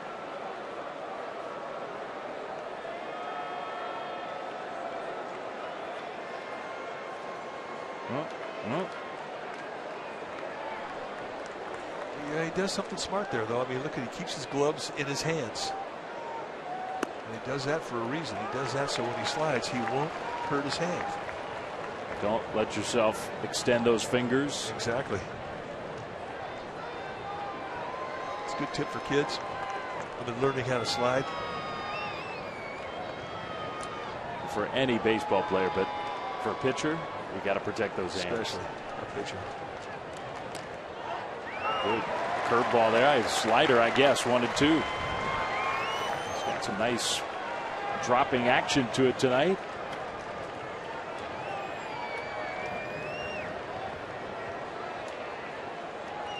National League leader in stolen bases. D. Gordon, a terror when he gets to first. Yeah, he's got a pretty good battle going on with Billy Hamilton of the Reds. I mean, I think that's going to be one of the races that's going to be interesting to watch as to who wins the stolen base crown this year. Gordon had a big lead. It has shrunk a little bit. Hits that one down the left field line. Colvin, he sprinted over to give himself a chance, but had no chance.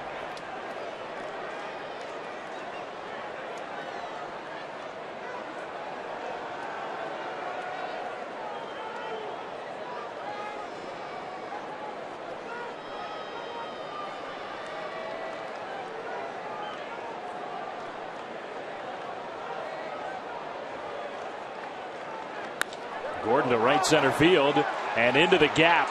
He's going to run for a while. All the way to the wall. Greinke around third. Gordon's trying to catch him. And he will make it into third easily with a triple. It's 2-0 Dodgers. So the hit by the pitcher turns into a run. In a 2-strike count, he pulled it into the gap in right center field. I mean, they set up a pitch him away, play him away defense. And when you're throwing him off speed stuff, you're doing him a favor. That's a pitch that he can pull.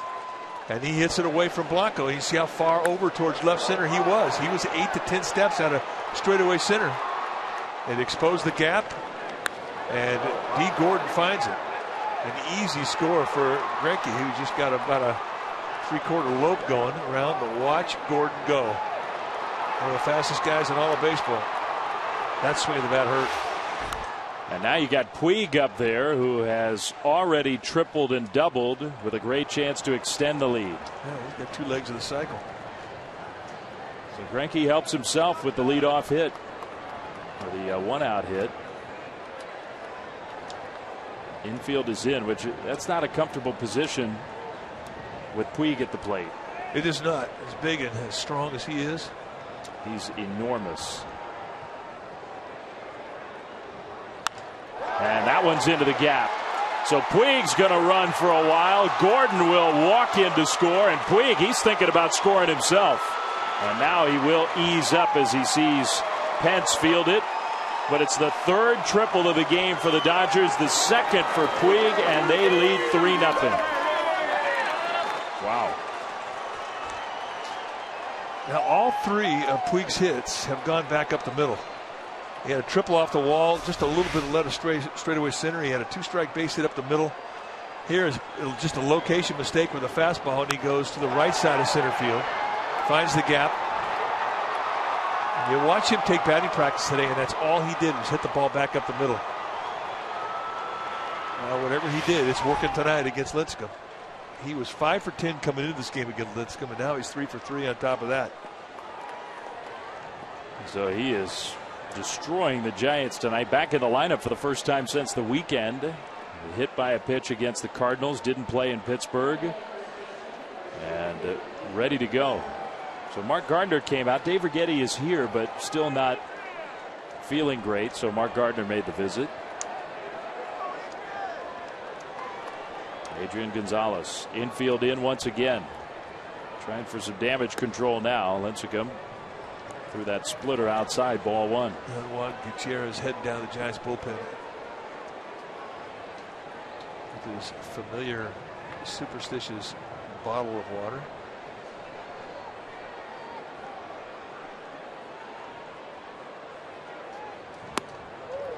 And that was a swing, and it might have been a strike anyway. 1-1.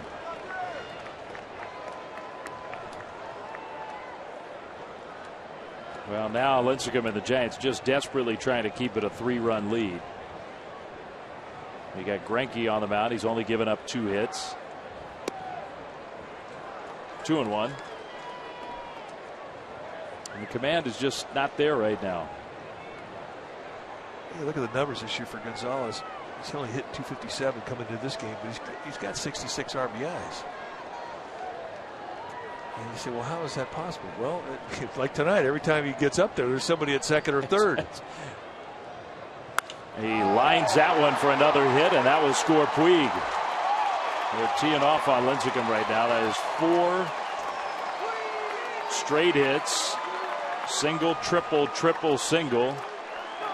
And 3 runs are in. Still only 1 out.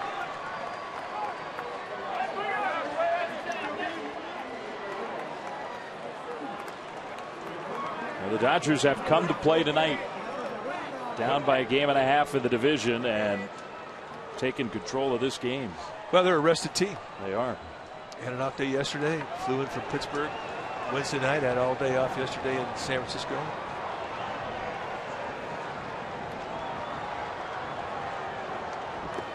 In the dirt with the breaking ball.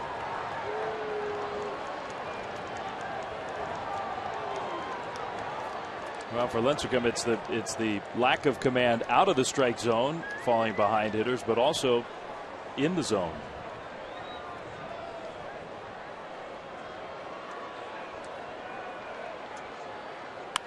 That one hit hard into left field, and he hung that one. Gonzalez stops at second. That's 5 straight hits, and Bruce Bochy, Mark Gardner looking down to the bullpen. I'm not sure they're going to let him throw another pitch, but they are definitely looking down at that bullpen. And they're getting the sign. Is he ready? Yep. So that'll be it.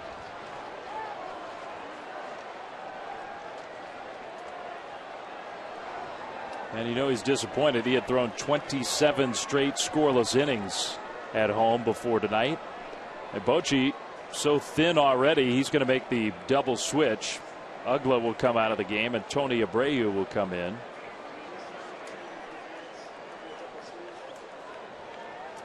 Well, I just ran out of gas.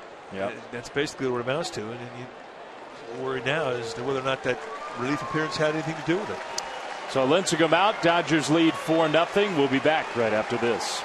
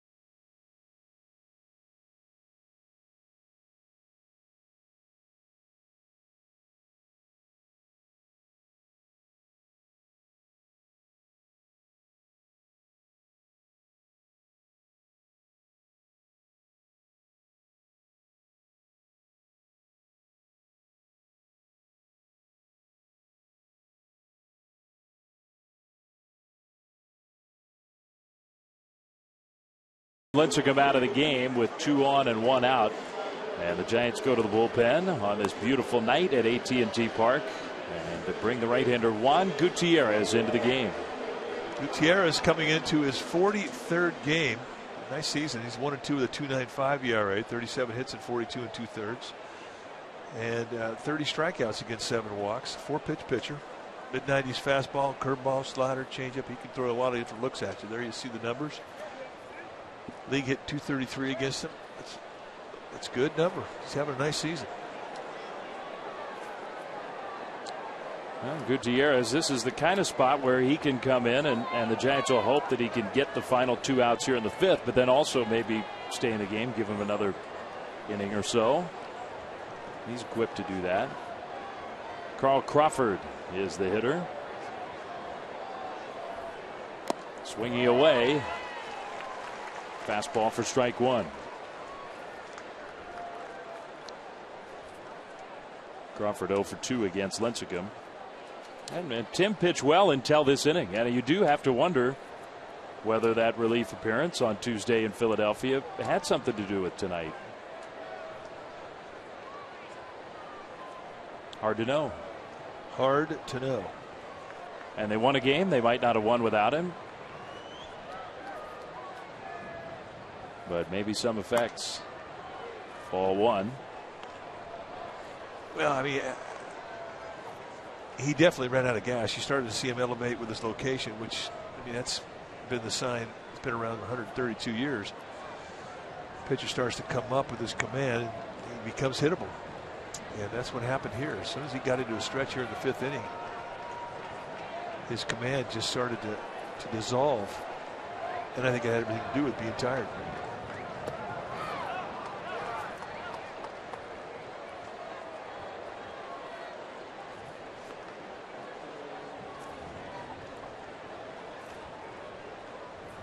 One thing about Gutierrez, when he comes in the game, he pitches at his own pace. That's one thing that Dave Righetti was talking about too before the game. You know, there's a controlled pace and there's also slow, and you cannot put your defense at a disadvantage because you've left them out there too long between pitches.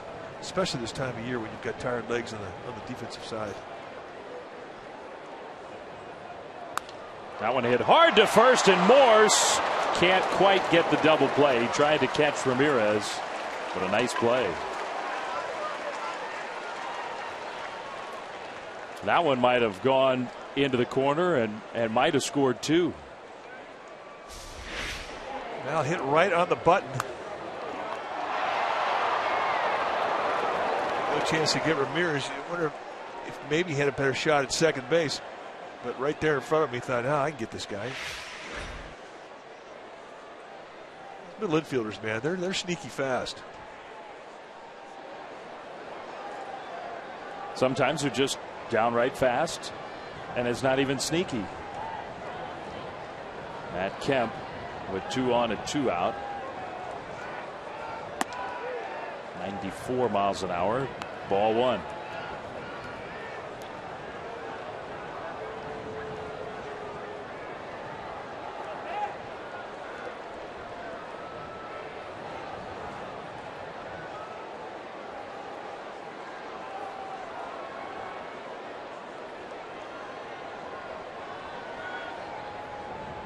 Kemp 1 for 2 against Lincecum. This is his 3rd at bat of the game.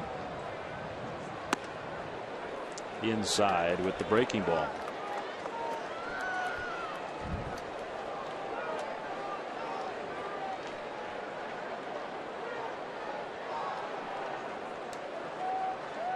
That's gotten quiet here. A raucous atmosphere early. Huge anticipation for this series. Well, the Dodgers are taking control of this game. It's been a long top of the 5th.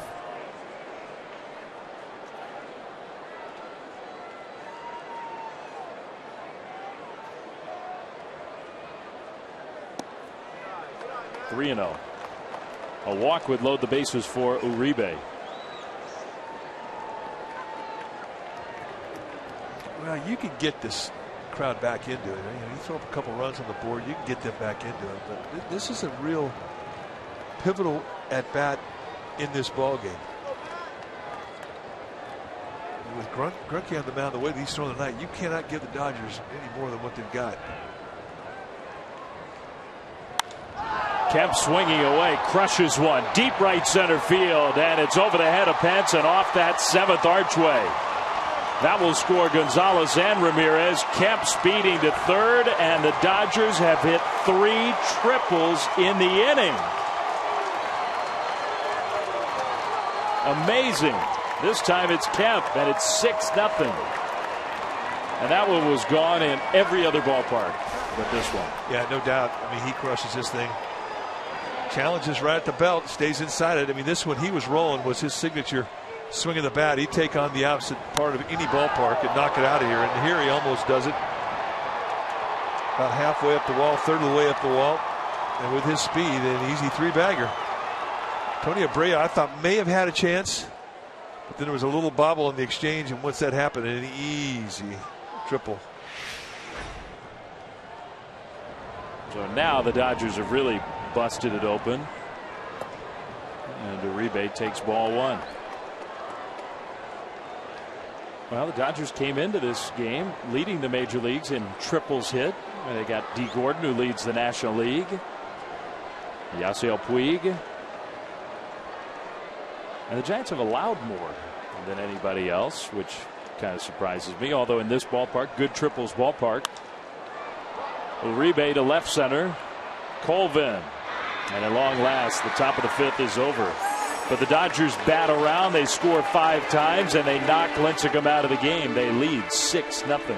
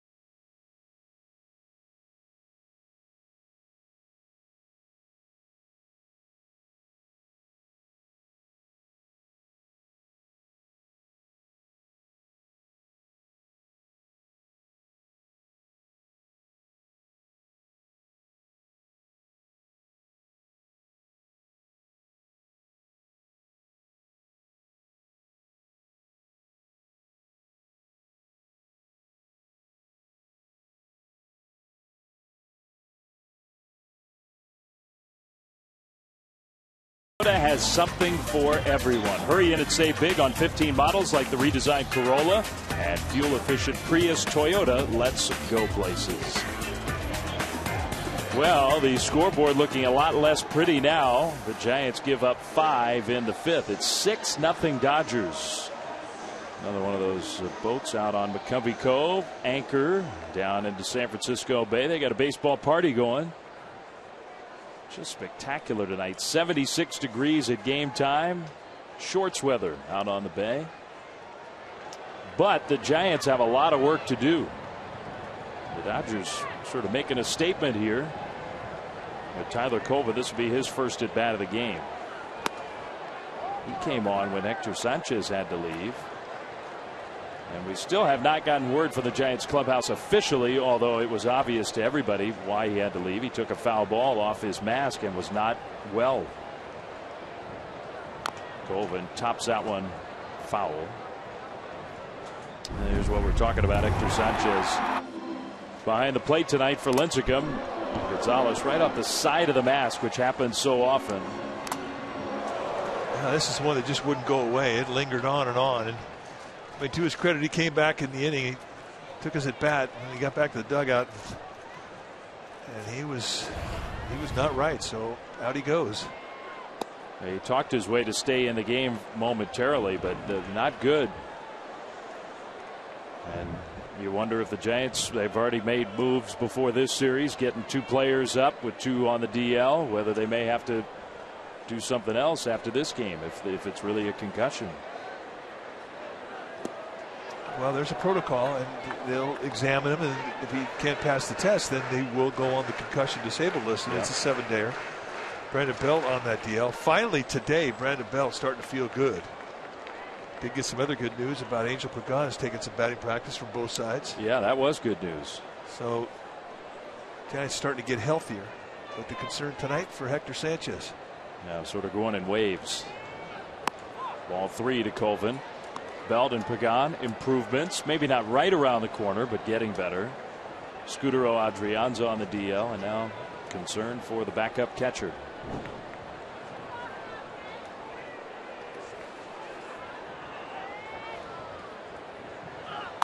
Colvin into right field, and that's a base hit. Kemp came on like he had a chance to make a diving catch, but no. So Colvin with his first hit and his first at bat. Well, MLB.TV Premium, the #1 live streaming sports service, is celebrating 12 years. Join the millions of subscribers. Watch every out-of-market game live in true HD on over 400 devices. Visit sfgiants.com for details. Well, here is Tony Abreu. Giants took him off the 40-man, what, a few weeks ago, a month ago, something like that, and then had to put him right back on today. The guy who played 53 games with the Giants last year, hit .268. And the main thing is he can play second base. The Giants are so beat up there. Those are his numbers with AAA Fresno.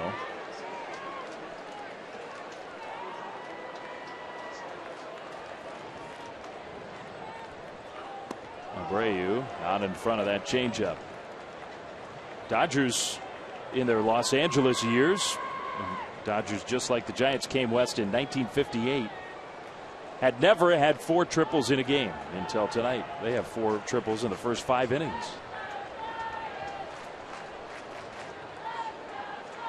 Not the kind of history the Giants were hoping to see. Abreu to second. Gordon and Colvin trying to. Now, Gordon never tagged Colvin. And Adrian Gonzalez goes over and does get the. Gordon tagged him without the ball.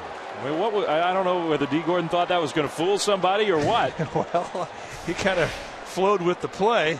All right, that's a good thing. He's quick now. He runs him back. Watch, he separates the hands, touches him with the open glove. Pow! Well, Colvin, he's got to start running towards second base. Yeah, I mean, I guess he didn't realize it. It probably wouldn't have made a difference, but it is a double play.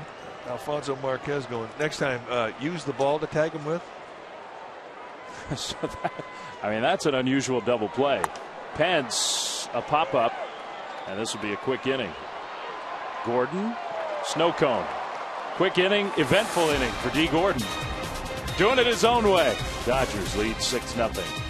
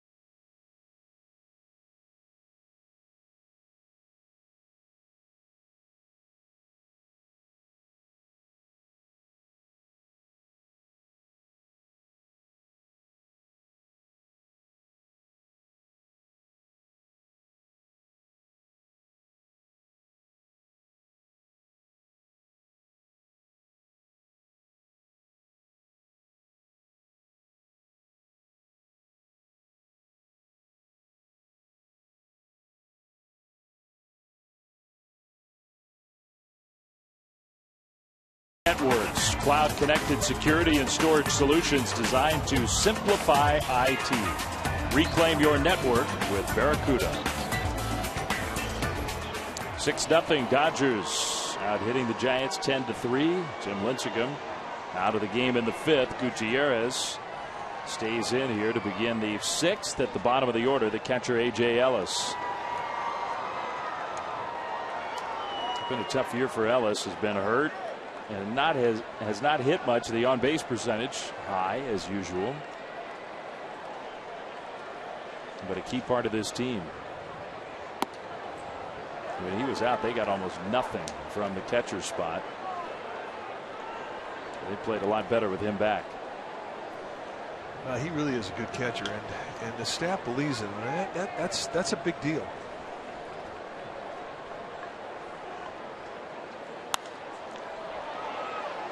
On the infield, Crawford backs up to catch the pop-up. Well, for comprehensive coverage of everything orange and black, check out pregame live and postgame live before and after every Giants telecast on Comcast Sportsnet, Finnick Bay Area Sports. Hey, the Clowns are here.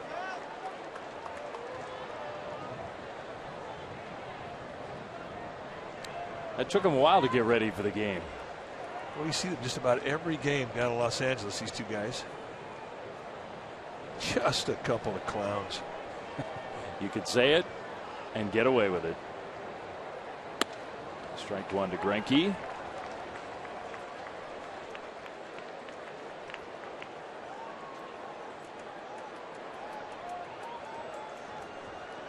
Greinke's hit, I mean, who knows? Maybe it would have come apart for Lincecum in the 5th inning anyway, but it was a big play in the game. Yeah, it was. Strike two on the foul ball. And you mentioned the hitting ability of Greinke. I mean, last year, a Silver Slugger Award winner. We talked a little bit about it early in the game, Dave. I mean, he had a .400 on base percentage. There's the Clowns. And over to the left, what's that? Well, it is 80s night here at the ballpark. I mean, that's not the 80s, though. Well, is it? I'm thinking, yeah. I think they got their decades mixed up. I mean, if it were 70s night, I could roll with that look, but it kind of flow together. Hey, I don't know. I think it's good attitude, is what it is. They're having fun, and this is the place to have some fun.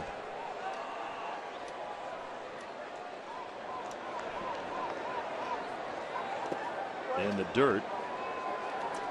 Well, even this year, you know, the numbers aren't as impressive for Greinke as a hitter, but he's had 38 at bats. He struck out 7 times. Usually with a pitcher, you see those strikeout numbers. Even good hitting pitchers strike out a lot. Yeah, he can hit, no doubt.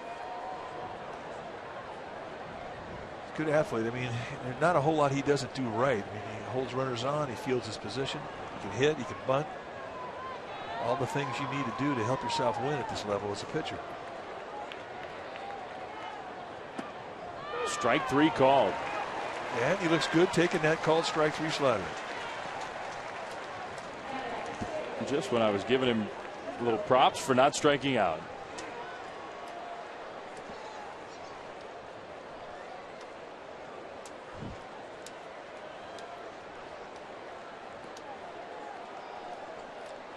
Here's D. Gordon. Gordon, after the Greinke single last inning, tripled. And then scored on the Puig triple. Who scored on the Gonzalez single, who scored on the Kemp triple. Dodgers have had 4 of them in this game. An all-time LA Dodgers record. We talk about the home field advantage that has always been something that the Giants pride themselves in here. And it just hasn't been that dominant of an advantage for them this year. Giants coming into this one 28-25 here at AT&T Park. The Dodgers at Dodger Stadium 25-24. So I think that really is the key for these two teams as they go forward the rest of the way, is who can get hot at home. Yeah, that's interesting.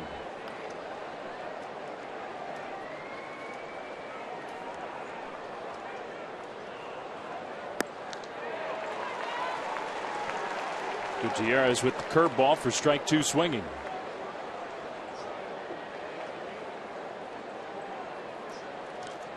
Well, the Giants happened to get hurt, get banged up, go into a long team-wide offensive slump right at the point where they had their longest stretch of home games all year.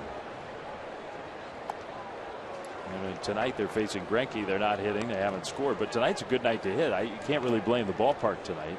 Oh, no. We really thought there was going to be some runs put up on the board tonight because of how the ball was jumping in batting practice. But the Giants have to get their offense going at home. That's what's going to give them back their home field advantage. Giants celebrating tonight 300 consecutive sellouts. Tonight, number 300. That's an amazing home field advantage, but you have to take advantage of it by scoring some runs. And one thing we've seen when the Giants have played really well on the road, you get the first at bat on the road. And even without a first inning run, there's that streak that Mike's talking about, but Giants are a good front run. Every team's a good front running team, but the Giants score a couple runs early, and they're tough to beat. Tonight it was the Dodgers in the first against Lincecum with a run. They've been ahead the whole game. Gordon protecting on that breaking ball.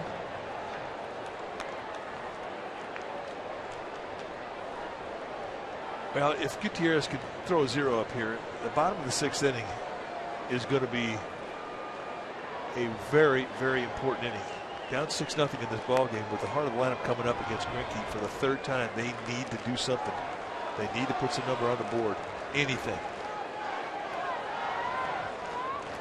But you got to get there first. And you got to get this guy out.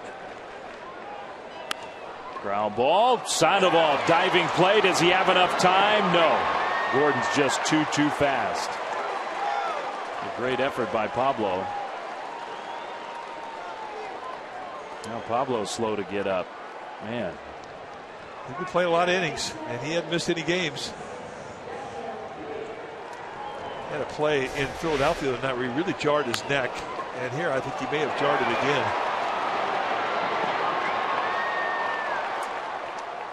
I mean, it really is a nice play. He knew he didn't have a lot of time with D. Gordon. So he sprawls out, quickly gets up, and kind of a wild throw. If you're going to miss low. Give your first baseman a chance. There's too much speed. Yeah. And now this is go time for D. Gordon. Puig at the plate. Puig having a monster game. Fastball swung and missed, strike one. Puig tripled in the first, doubled in the third, tripled in the fifth.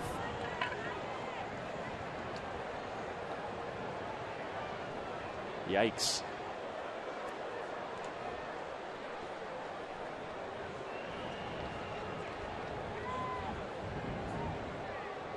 Gordon does run. Posey's throw a little bit late. That unload time for Gutierrez 1.34 seconds. Very slow. You don't give your catcher a chance with a guy like Gordon when you're that slow. You see the premier quickness in this National League. Billy Hamilton right there with him, but I mean, he's just so explosive and fast. I mean, just flat out can fly. So those are the leaders in the big leagues. Altuve ahead in the American League. How about the year he's having for Houston? I mean, nobody knows about it. It's kind of an anonymous team, the Astros these days. Altuve leading the league in hitting. He's leading the league in stolen bases.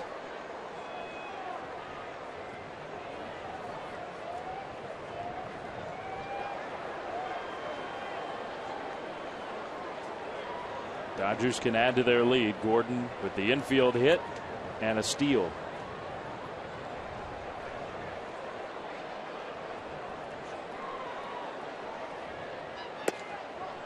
Ball three. You mentioned how big this guy is. I don't think until you stand near him, he looks like a big, strong guy, but when you're next, I mean, he might be 250 pounds. Oh, easy. He is massive. A huge, strong slugger. None fat on the guy. No. Beast. Into the gap, and he might have done it again. Blanco can't get it. Yasiel Puig, who already has 2 triples, is going to have number 3. Wow, a one-man wrecking crew tonight. 7-0 Dodgers. Puig is 4 for 4 with 3 triples and a double. Wow. Yeah, he gets a pretty good pitch to do something with. A fat fastball right over the plate at the belt. And to his credit, again, stays inside it. He's been up the middle all night long. After watching him take his batting practice, he was going back up the middle one after another. And boy, has it paid off for him.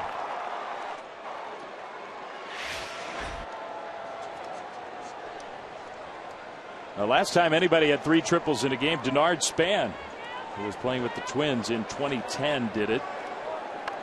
And Yasiel Puig tonight, he's already 4 for 4. Gonzalez takes ball 1. He's not done hitting either. He is not done.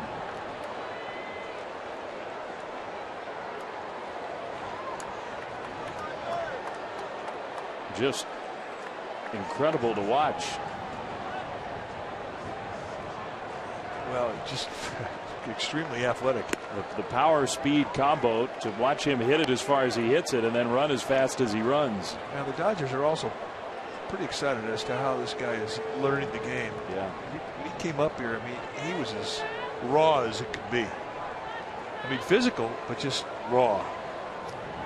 But he's starting to develop some instinct. You're starting to see him have better first steps in the defense. You're starting to see him have better first steps in the base paths. Identifying game situation. I mean, he's just learning how to play the game at the big league level. And that guy right there has had a lot to do with his development as hitter. Mark McGwire, the hitting coach for the Dodgers, really has done a nice job with him.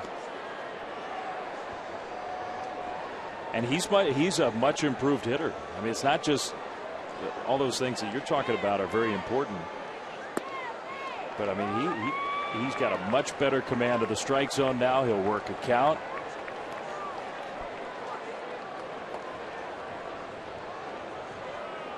Well, this guy in his career is going to put up some serious numbers. It's sort of scary to think the Giants are going to have to face him many, many times.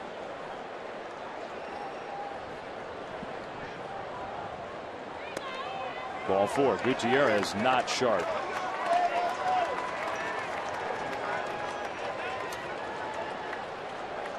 Now Mark Gardner coming out. The Giants bullpen is okay with Bumgarner's performance, with Hudson's at the end of that series in Philadelphia, but it was still a long road trip where in that Phillies series the Giants pen had to pitch a lot of innings, and they're hoping to get something extra from Gutierrez here tonight. It's already 7-0 LA.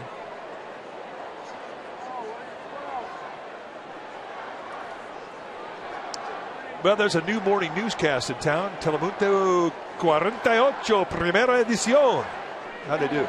Bayer's only Spanish-speaking language morning news with live news, weather, and traffic. So tell your friends and watch Telemundo 48 Primera Edición weekdays from 5 to 7 a.m. You've been practicing. Yep, I made that C in Spanish count, baby. Yeah. Here's Hanley Ramirez, 1 for 3. Mrs. Gonzalez can see me now. She'd be proud. I don't know about that. She'd bump it up to a B. Nah, she was a Dodger fan. Well, Gutierrez not looking like he's got a lot left himself. 2 on, 2 out. That one in there. So the slider works to get a strike. And Contos heads to the bullpen.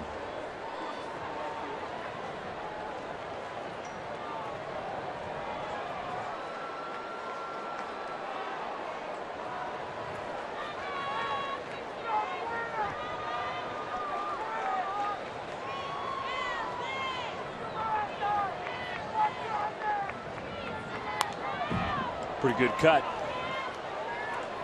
Well, the way that he's swinging and the way that Puig was swinging, you can tell the wrists aren't bothering him. They haven't played the last 3 days. Hit by pitches. Wrists have been very sore. Well, that's the only indication there. You see him shaking it out. Safe to say Puig is just 100% fine. Yeah, I'm saying he's 102. I think he's good. 4 for 4. All extra base hits, 3 triples, a one-man wrecking crew.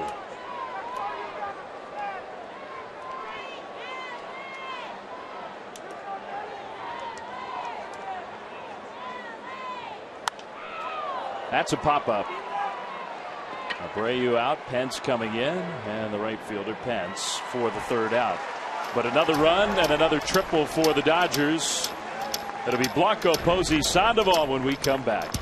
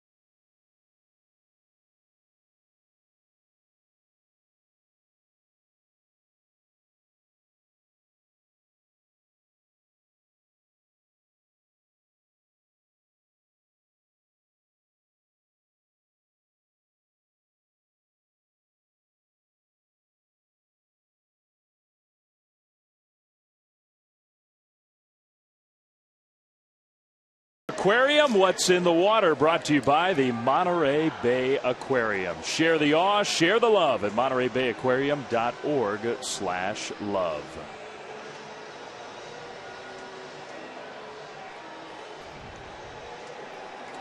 Inside AT&T Park, the Giants will have Blanco Posey Sandoval against Greinke, and a tall task, down 7-0 in the bottom of the 6th. And they got to scratch the board right now. They got to put something up there. They got to let them know that they're there. They got to get this crowd into it a little bit. And this crowd's waiting to do something. They're waiting to get loud and have fun. It's up to the Giants right now to get them kicking. Blanco 0 for 2 in that 2 spot in the order. The man of the night.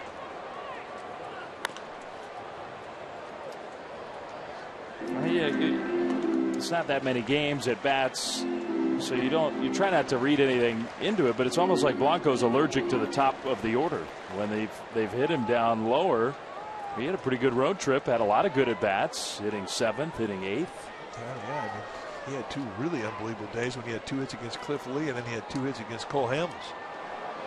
Not an easy thing to do for left-handers. You got Chris Sale early in this year with the White Sox. Had 2 hits against Sale, tough as lefty as there is. I think up until the time that he got the 2 hits off Chris Sale had only given up 2 hits to left-handers. So he's getting a swing down. He's showing it on this road trip, but he needs to put himself on base right now. Set the table. That one was a little bit high. Did he go? No.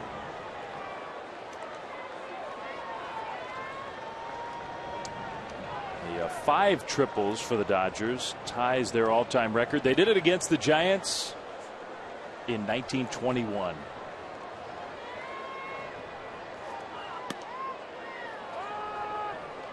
Three and 2.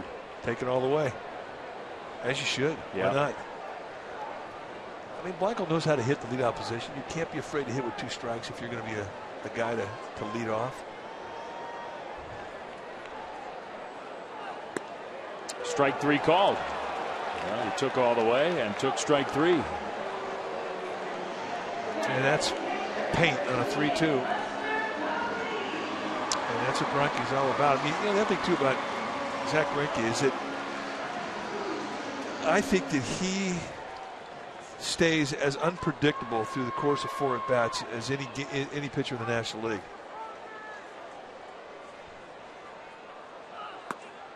And by that I mean there's so much statistical information now that allows you as a hitter to evaluate your opponent, the pitcher. You're going to get tendencies. What you throw at first pitch is what you throw 1-0, what you throw 2-0, 3-1, 3-2. But Greinke has got so many different types of movement. He's got 2 types of fastball. He's got 2 types of slider, curveball, changeup.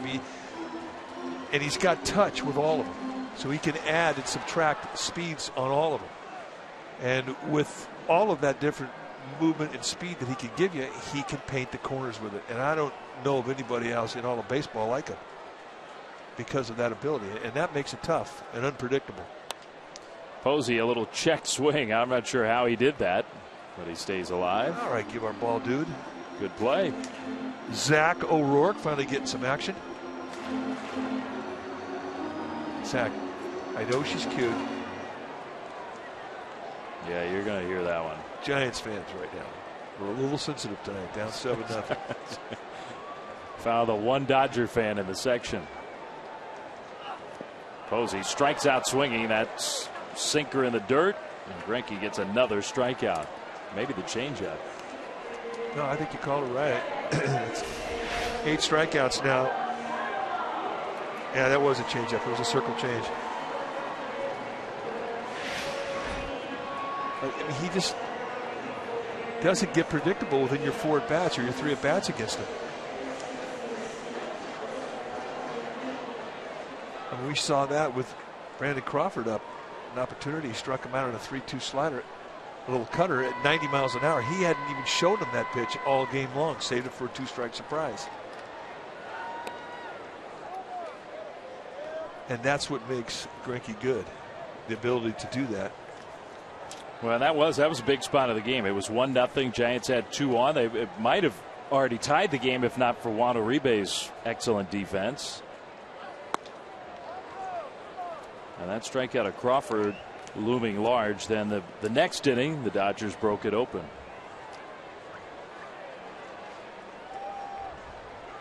But you never know. A team ties it, takes the lead. The pitch sequencing can be different. The whole thing can play out different.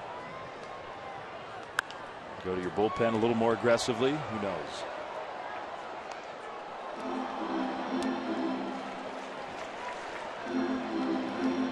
Giants fans got that one.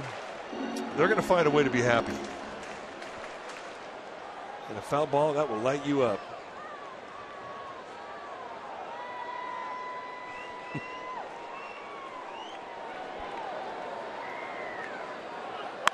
Pablo into left field. So another hit for Sandoval. He's 2 for 3. And perhaps that's the way to go after Greinke. I mean, he's got 2 hits tonight, both to the opposite side of the field.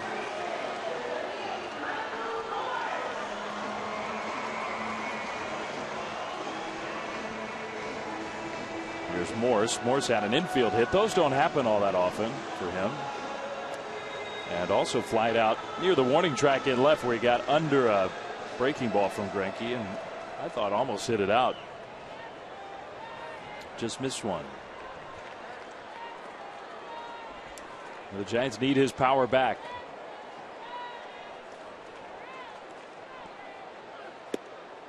Talking about getting the offense going at home. He's a big part of it. This ballpark, he's got the power to beat the ballpark.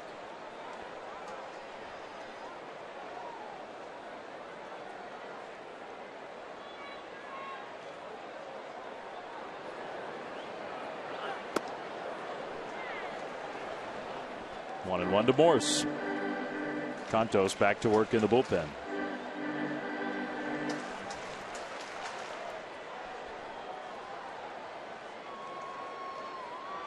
Crawford's on deck, then the pitcher spot, so maybe Contos getting ready just in case that spot comes up.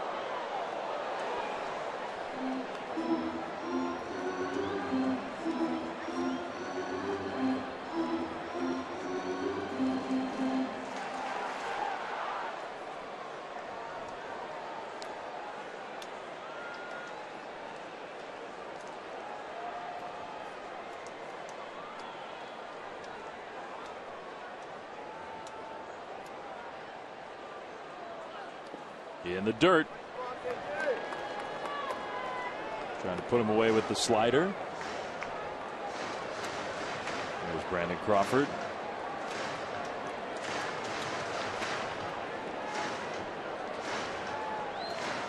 First of 9 remaining with the Dodgers this year. 2 of those series in this park, including this one. Moore strikes out swinging. So 9 strikeouts for Greinke. Kipe will come back over and join Mike here on the television side. It is 7-0 LA.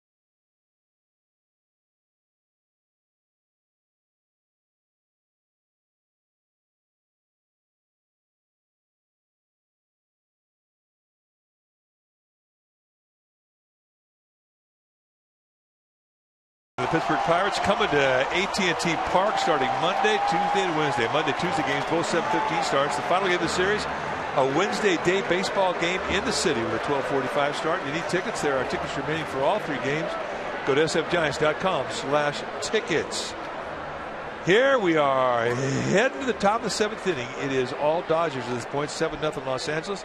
Once again, here's Dwayne Kuiper. And it'll be Gutierrez who stays into the game. And he's facing Crawford.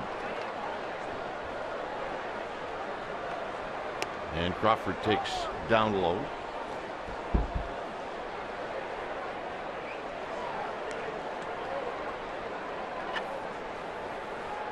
Now you're talking about the beyond deliberate pace of Juan Gutierrez. I mean, really slow. This is hit out into the area of Gregor Blanco. And it's something that Dave Righetti has addressed with Gutierrez. Just saying, you're really doing a disservice to your team, especially this time of year. When you have a pitcher out there that works quick, your defense behind you is better. This is, we're getting into the dog days here. And legs get tired this time of year. And when you have a slow worker out there, it is agonizing for a defense. You want better defense? Work quick, bottom line. And here's Kemp. Kemp is 2 for 3. Well, it's not really so bad if you throw a lot of strikes, but tonight that hasn't been the case.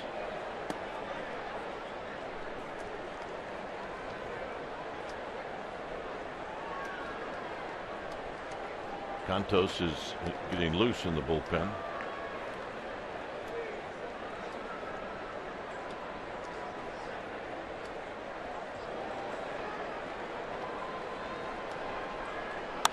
And Kemp's got his 3rd hit.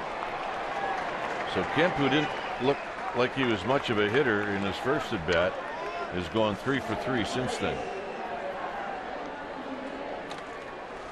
13th hit now for Los Angeles. If you go back and count all the extra base hits,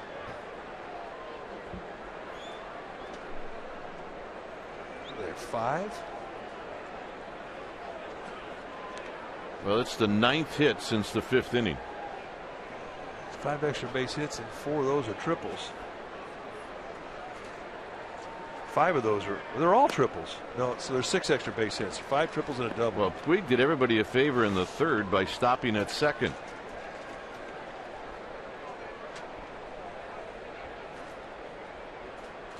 He's going to get another at bat, and guess what he's going to go for? Another triple. It could be a swing and bunt. He's going to try and get 3 bags. This is driven to right, but it's right at Pence.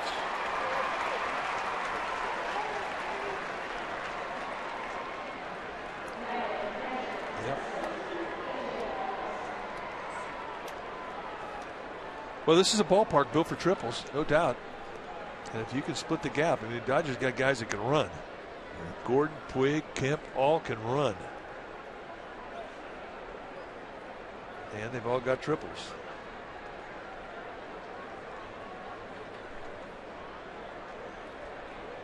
Well, just remember this. Doug Mirabelli, the triple. Doug Mirabelli, one of the slowest guys to ever play the game, had the very first triple ever in this ballpark.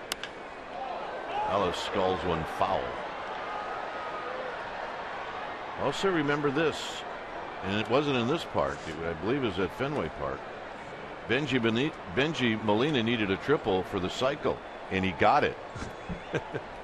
That's a miracle. And that is a miracle. Benji Molina, as beloved as he was in this Giants organization, and he was a good Giant, he was slow. I mean, how many people actually thought, well, here comes Benji Molina. He needs a triple for the cycle. Yeah, none. Right. Not even Benji Molina.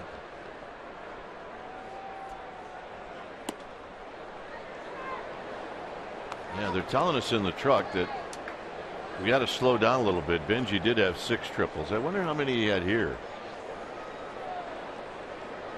He had 2 here in San Francisco. Well, the one for the cycle, I think, was in Boston. So that's 3.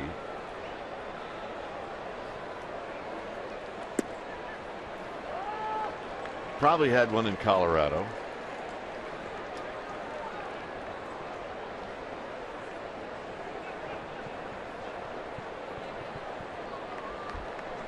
Comerica? Progressive and Tropicana.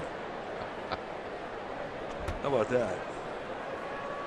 Oh, my word. Get on the ground to Crawford. Crawford to Abreu. And the salute to Benji Molina here in the 7th. Way to go, partner. He was a good Giant. He was awesome.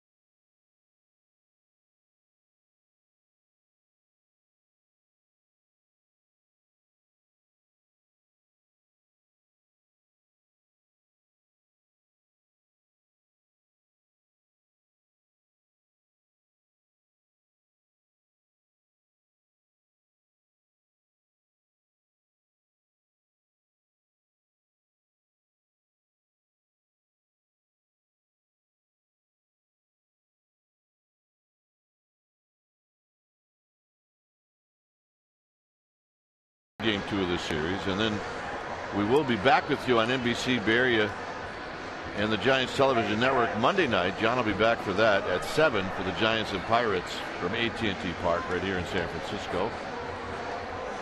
And then Giants will head to New York after the game on Wednesday, and that's a long road trip, but lots of work to do before they get on that plane. This is a tough homestand. Well, I think it's a tough 18 game stretch, or 16 game stretch. He's 6 here playing the Dodgers, obviously an emotional series. Then you're playing the Pirates, and they have been red hot, probably the hottest team in the National League. Then it's on to New York for 4 days, and if you count the off day, that's 5 days in New York. And then you get Milwaukee, and they're playing good ball. Kansas City's tough in their yard, so there's just a lot of tough baseball ahead of them. The Rockies slowed down the Pirates a little bit tonight. Last I looked, it was 8-1. Yep, that's the final. So here's Crawford. Crawford hitting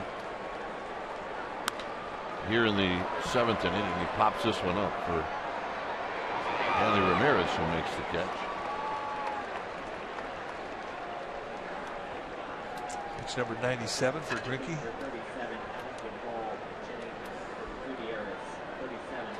So here's Duvall.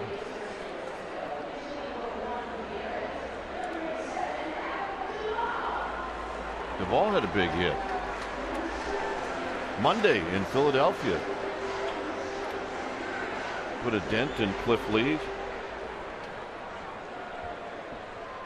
See what he was in that Philadelphia series. He was 4 for 13. And here he takes a pitch just a bit high.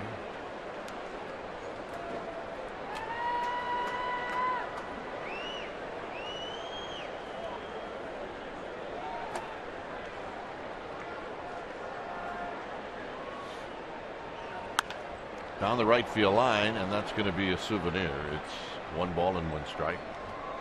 Well, the way that Greinke has been painting the outside corner to both lefties and righties, you really have to have the opposite field approach. And I thought what Duvall did there on that 1-0 swing was think right field. Guy just doesn't make many mistakes out over the middle of the plate.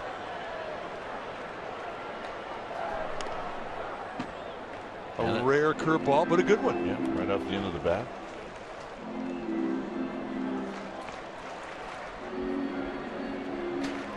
I mean, you kind of forget that he has that pitch because he throws so many cutters and sliders, and they're so effective.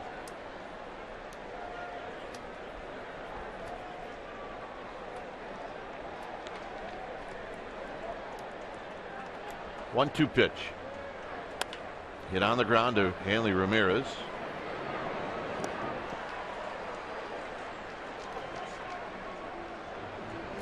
Two outs, and here's Tyler Colvin, who singled in the 5th inning.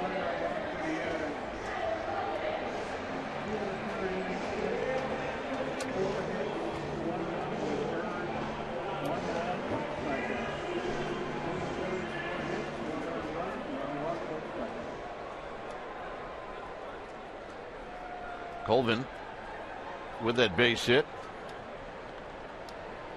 up his average to 227.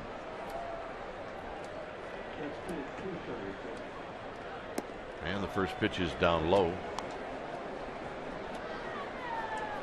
He will await word, I'm sure, after the game.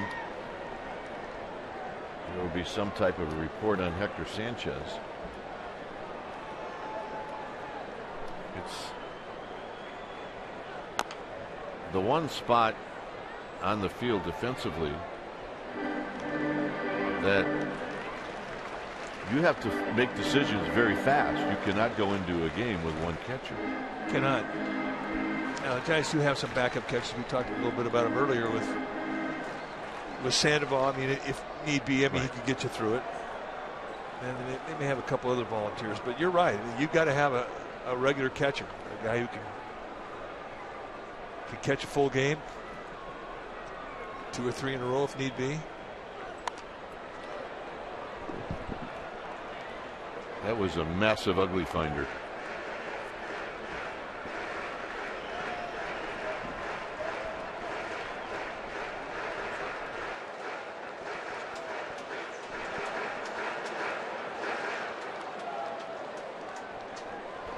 So 1-2.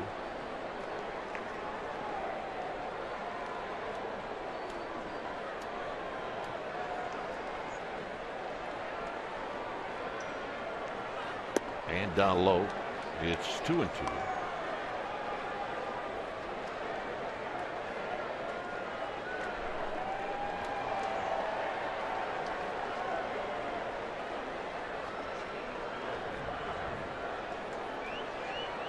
So Colvin trying to reach with 2 outs. And he gets caught looking, and that's double digits for Zach Greinke. 7-0 Dodgers.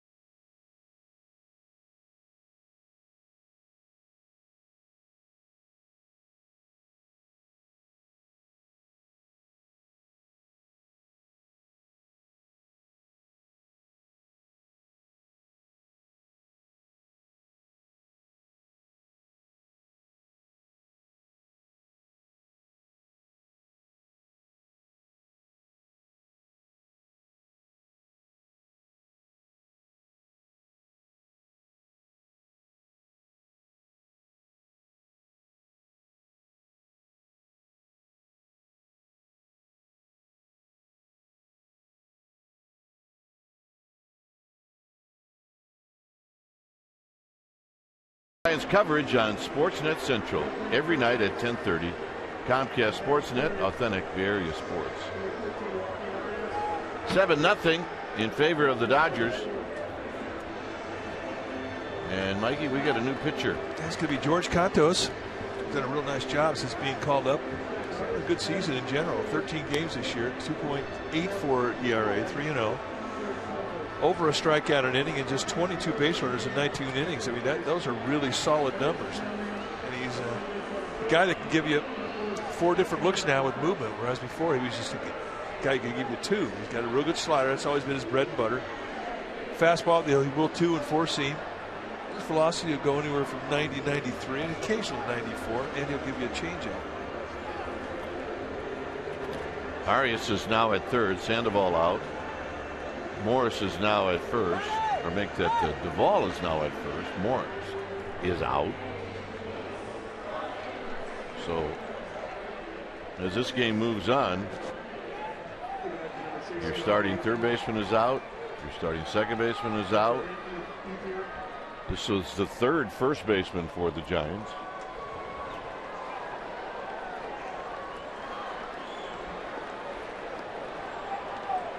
So here's Andre Ethier as a pinch hitter.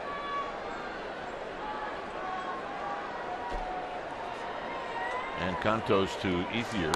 And Ethier doesn't waste any time. That's a designer strike. Going to get wet. Oh, yeah. Strike. But impressive, no doubt. Well, let's put it this way. They don't keep track of foul balls hit into the water. That's true. But the guys in the kayaks do. Yeah, they love it. I'm just guessing that Bonds leads that category as it is anywhere.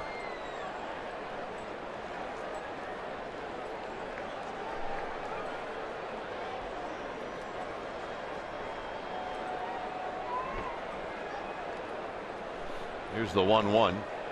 Ethier bounces it foul. Oh, by the way, the 50-year-old Barry Bonds. How about that? Barry Bonds is 50? Wow. Yeah, I'm a serious guy. I got 3 triples. Stealing my thunder. You got 3 triples? I didn't think so.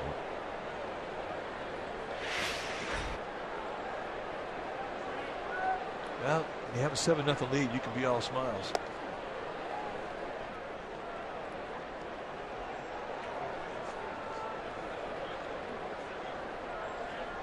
Yes, you can.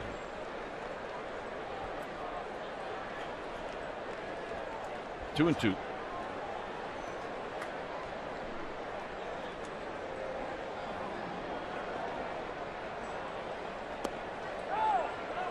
No swing, full count.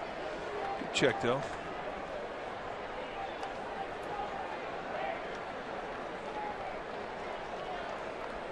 $41,753 people tonight, and they've never had a chance to really get into this game.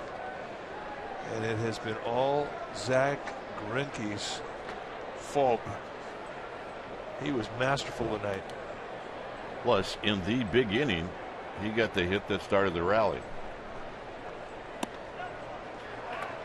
Ethier gets the call. It's a walk.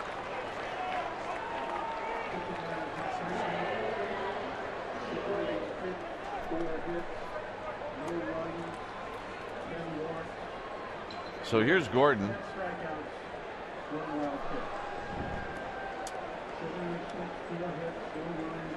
Gordon 2 for 4. 106 pitches, 65 of which were strikes. 406, 65 for Greinke.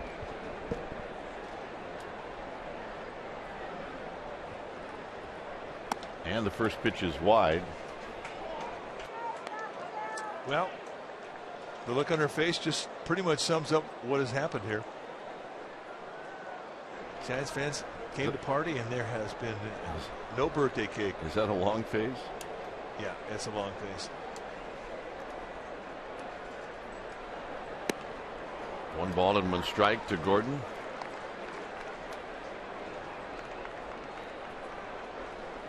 Yeah, we got to go back to the 1800s for 4 triples in one game. That's probably when they didn't use gloves. Yeah, you're right. Probably didn't have fences. Just kept running. There's a call, strike 1 and 2. I mean, you got to have a lot of things fall right. I mean, he was about a foot away from a home run, too. The double that he had in the 3rd inning could have been a home run.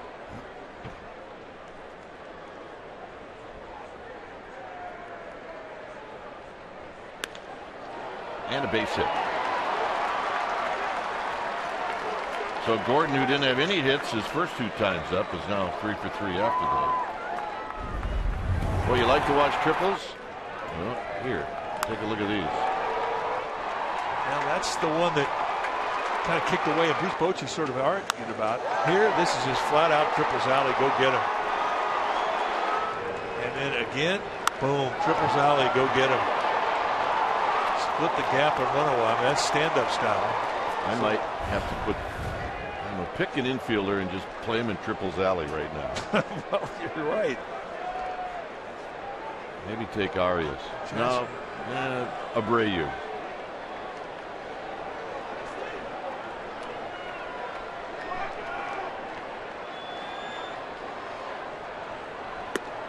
No balls and 1 strike.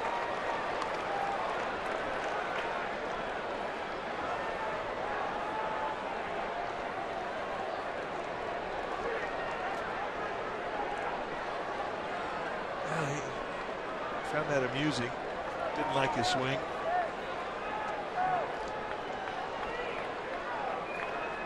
But he's as loose can be.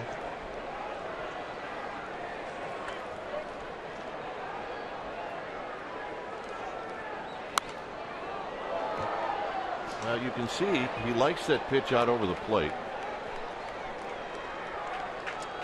Yeah, I mean, he's had some pretty good pitches to hit tonight, and he hasn't missed it, to his credit. He hasn't fouled them off. That's right. He did that one.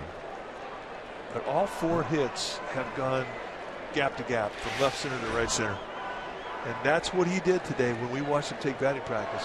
One after another, up the middle, right side, right side. And he was not up there hitting home runs. He was working on something, and boy, has it paid off tonight.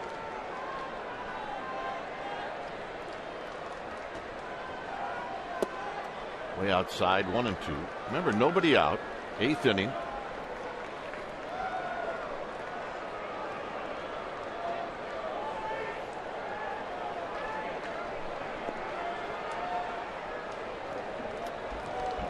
They take away the gap in right center. They pinch it. You have to after what you've seen tonight.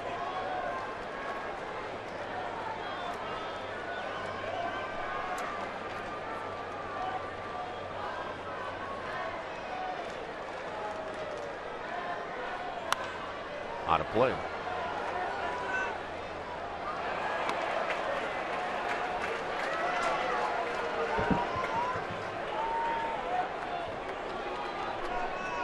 At second is Ethier. He walked. Gordon's at first. He singled.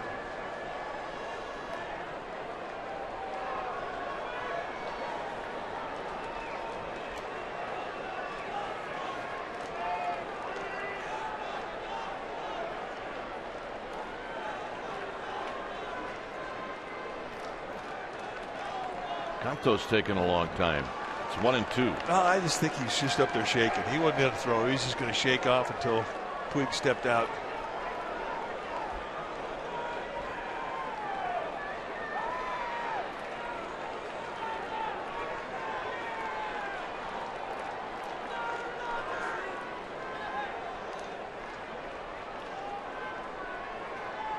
And the 1-2.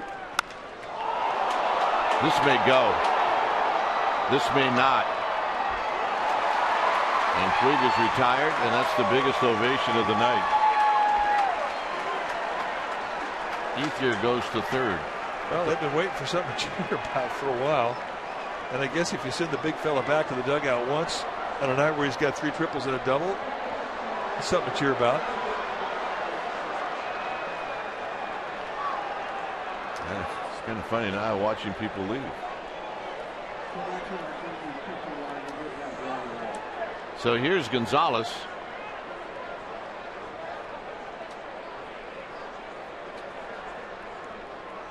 Gonzalez has a couple of RBIs on a couple of singles.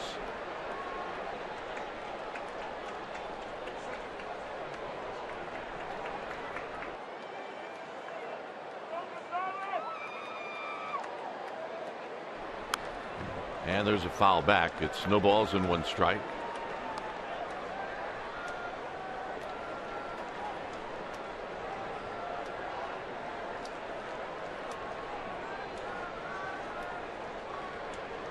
Hanley Ramirez is on deck. And we always talk about how this is a game that you have to be relaxed. You can't be all keyed up. You can't play this game with the emotion you play football with, or really any other sport with. And this guy in the batter's box is another guy who's about as relaxed as you could be. Yeah. And when you start talking about how to hold bats for kids, the one mistake that little leaguers and amateur baseball players make so often is how they grip the bat. They grip it like they're trying to squeeze aluminum out of the bat, or whatever bats are made of. I mean, their grip is so tight, and the way you should grip a bat is very, very loose. And you watch the way Adrian Gonzalez does it. I mean, the loose grip provides a very weighty head of the bat, and that's what hitters strive for. A nice loose grip, make that bat head weigh more, make it stronger, and he really exemplifies that. Just a very, very relaxed grip, relaxed everything. Slow lower body. You can have fast hands with a relaxed grip, and he does. 1-2. Here it is to Gonzalez, and he fouls it back. Used to watch Adrian Gonzalez when he was with the Padres just flip balls out to left field at Petco Park. And Petco Park is not an easy ballpark to hit to your pull side. And he really gained reputation around baseball because of his ability to do that.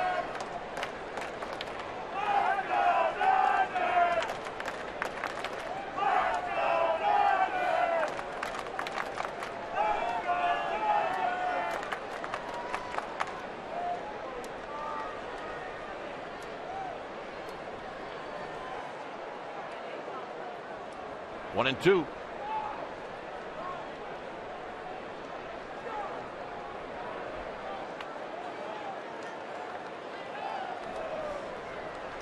So slowing it up a bit more. I mean, Giants are not even holding D. Gordon on, so I really don't know why you would step off. Again, the pace has been very, very slow. You're not doing your players any good by working a deliberate pace.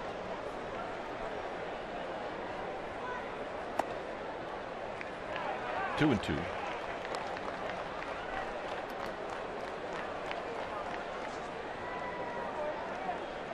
Well, one good thing, Giants will get some sleep this weekend. Night game tomorrow, 6 o'clock start, and then Sunday. I know if you look on your schedule, it says 1 o'clock game time. It has been moved to 5 o'clock. So from the Giants players' perspective, you're going to get 2 nights of sleep. Sleep in, get caught up. This is skied out to left field. It's Colvin who's going to catch, and Ethier is not going to attempt. I wonder how Norm Sherry would explain that.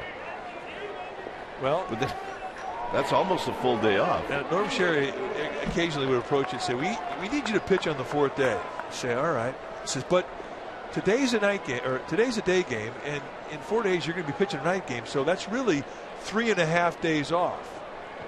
So how does that figure, Norm? Well, it just is. Sunday is a day game. You're going to get that night off. Then you won't pitch again for 4 whole days, and then it's a night game. That's 3.5 days. And he was serious. Yeah, well, hey, that 5 o'clock game on Sunday, that's almost like another full half day off. Well, Well, I think if you're going to be a good pitching coach, good manager, you got to be a good salesman. Yeah, absolutely. Here's Hanley Ramirez. Ramirez is going to hack at that first pitch no matter what, and it's no balls and 1 strike. Not that anybody was buying into it.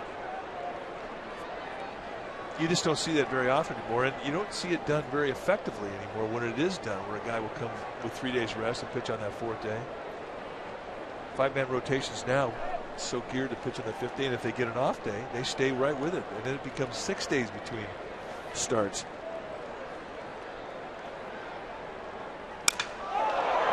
Ramirez is going to break his bat, and he's going to pick up an RBI. So Ethier will score. Moving to second is Gordon.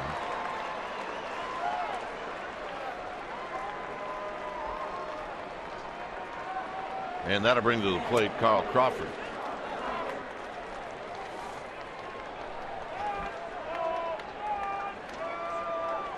Crawford is 0 for 4.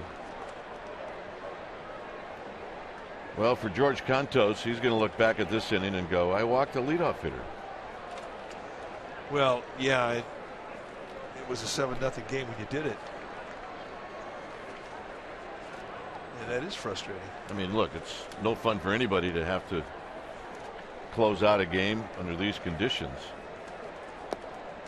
And he threw a 3-2 slider to Ethier. And this is where you just really have to be selfish. You got to worry about your numbers, get outs.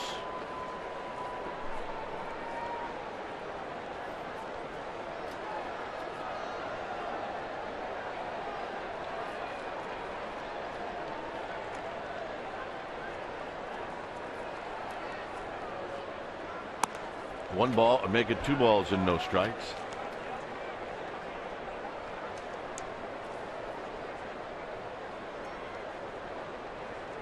$15 hits for the Dodgers, 8-0. Lincecum was cruising along through 4 innings, and life was good. And then the 5th inning hit. Lincecum retired A.J. Ellis. 5 straight hits after that. And after the 5th inning, it was 6-0. Here's the 2-1 to Crawford. Almost to the backstop. 3 balls and 1 strike. Well, this is the 113th game. There are 61 more games left. Is that what it is? No. 59 more games left? Well, anyway, they're going to play the Dodgers 8 more times. Coming into tonight's ball game after the first 10, they were 7-3 against the Dodgers.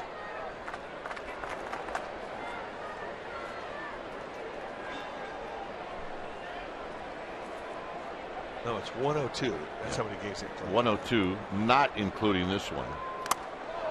3-2. So after tonight's ball game, they'll have 59 games left, 8 of which will be against the Dodgers. There we go. Jeez.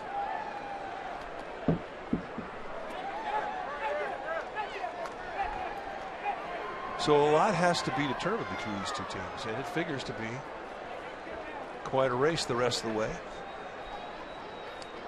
Somebody get dinged because home plate umpire, it was Buster Poser that got dinged.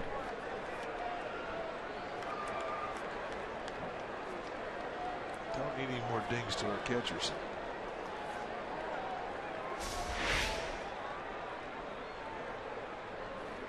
Wow. Right in the middle of the mask. 3-2.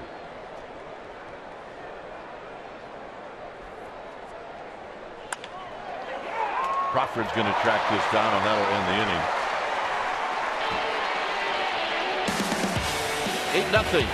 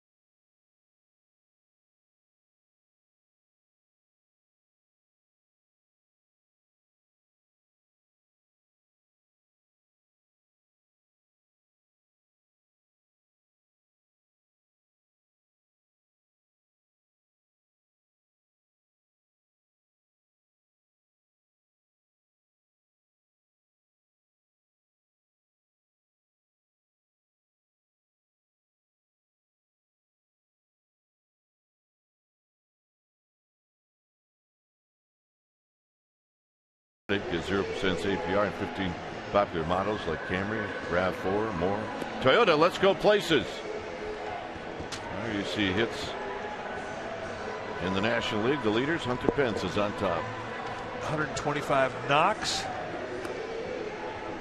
Going to try and add to it.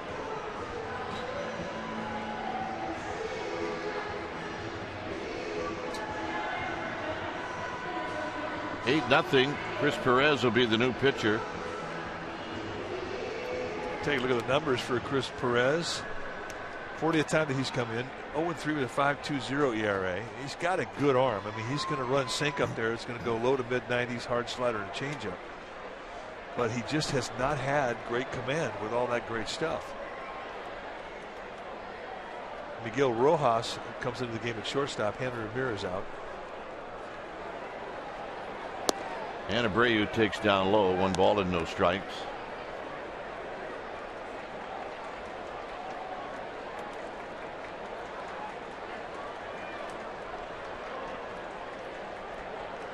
Pence to follow.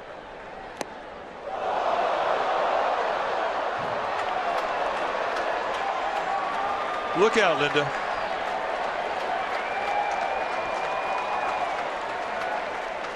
Abreu's got to go back and get the bat. Well, he had already given up on it. All right, let's take a look. All right, heads up over there.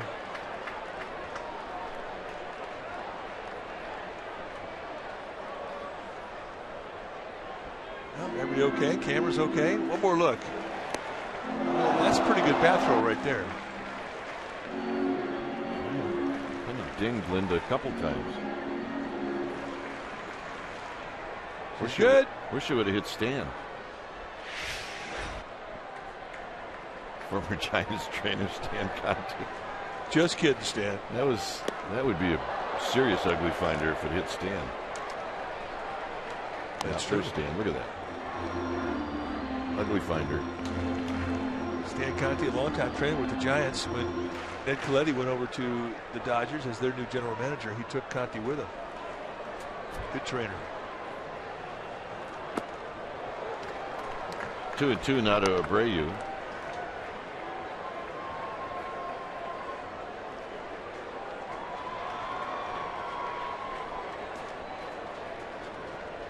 Pence to follow. We're in the 8th inning.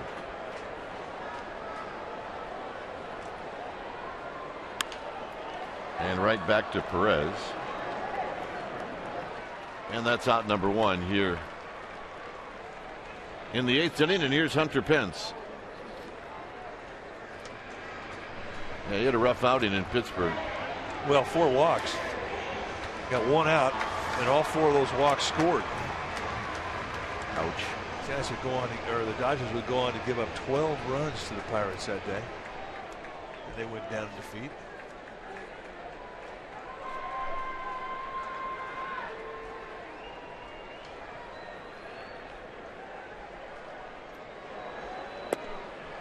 Pitches a strike to Hunter Pence. Pence tonight is 0 for 3. All right, Linda's ready now. She's got the gear on.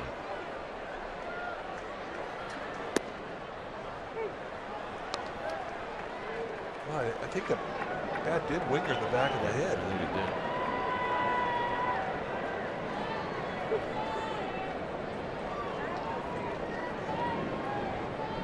All right, she's good. 1-2 to Pence. Gregor Blanco to follow. 3 pitches, 3 sliders, 3 good ones.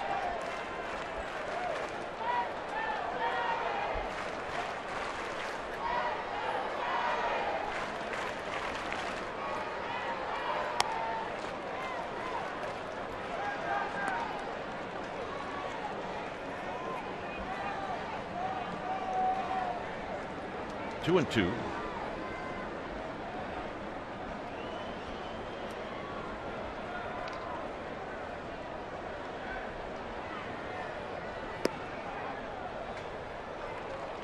I don't know if they wanted to go front door with it. It almost was a nasty pitch. Breaking ball, they sent the target away, but it wound up going the inside corner. It wound up almost being a thing.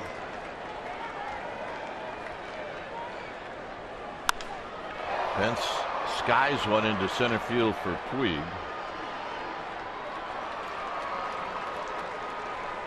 Two outs, and here's Blanco. Clayton Kershaw, who'll be on the hill tomorrow night for the Dodgers, taking on Ryan Vogelsong.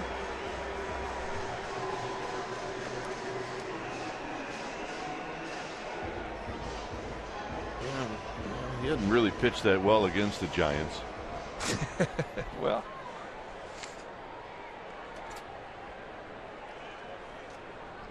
let's take a look and just see how he has done. 11-5 with a 1.48 ERA. Yeah, but his ERA is where? Right around what? 1.5? 1.48. Here it is.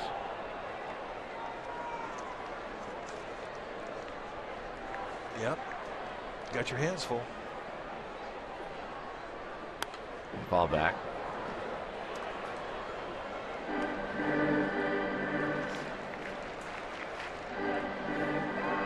Here at the ballpark in 9 starts, 6-2 with an ERA under 1. So Kershaw, like a lot of pitchers, likes the environment here. This is a great place to pitch. Well, I'll just steal your line. He's due to really give it up. Yeah, he's due for about an 8-run outing. 2 balls and 1 strike. Well, I mean, you know that going into a start with the Dodgers, they can line up their top 3 guys. Greinke, Kershaw, and Ryu. You know, you've got your hands full. Play tough.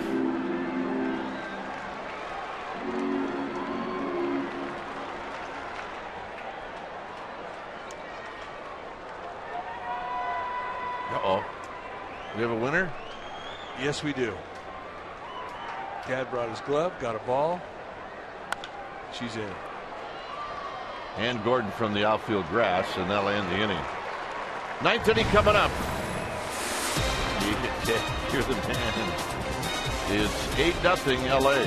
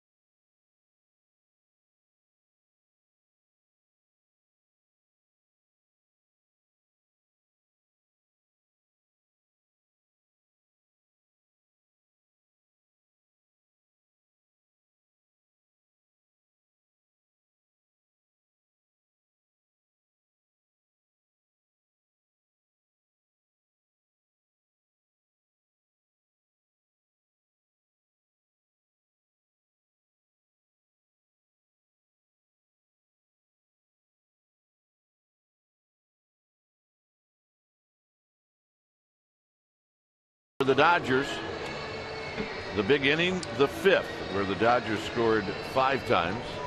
George Cantos pitched the 8th. He'll pitch the 9th.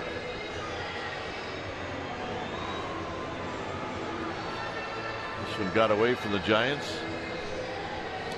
And against Zach Greinke, that really just couldn't put together an inning where they had a shot. They had a runner in scoring position in the 4th inning, and that's it. And Crawford and Uggla were retired with runners at 1st and 2nd. You're not going to win many games unless it's 1-0 if you only have 1 scoring opportunity, or unless you're going to decide maybe to bang 3 or 4 out of the park. So here's Kemp. Kemp, Uribe, and Ellis to face Cantos. Well, we have seen some remarkable things tonight. Things you don't see every day. 5 triples in a game. I mean, that's pretty amazing. You also saw 4 strikeouts in 1 inning. Greinke did that back in the 3rd.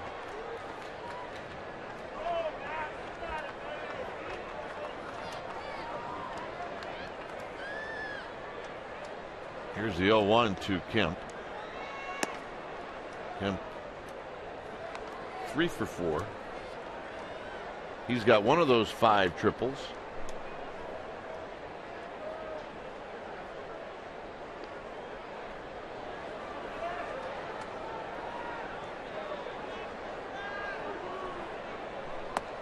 And that pitch runs in tight. And it's 2 balls and 1 strike.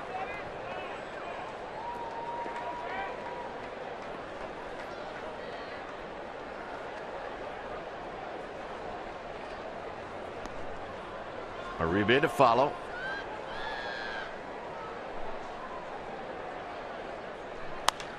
Popped up. It's going to be look out. And Abreu makes the catch. Too late in this game, and the score is too lopsided for somebody to get hurt. Yeah, that's.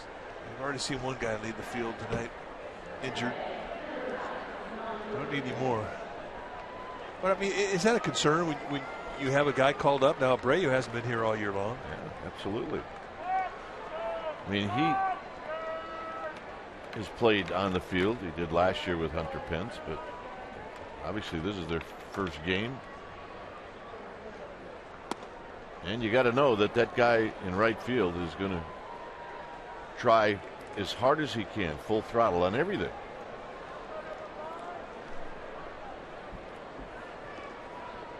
Once you get used to it, it's fine.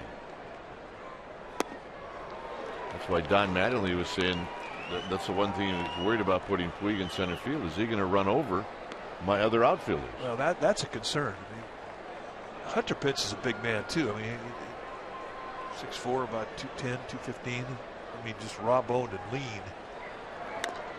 But Puig is a different guy. He's about 250 pounds coming at you. And if there's a miscommunication problem, somebody could get blown up.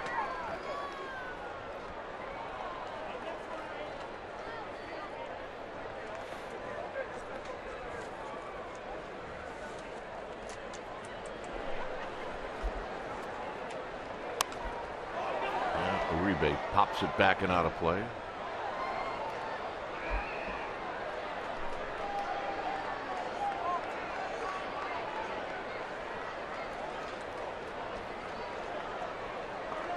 What happens though when you start moving guys around?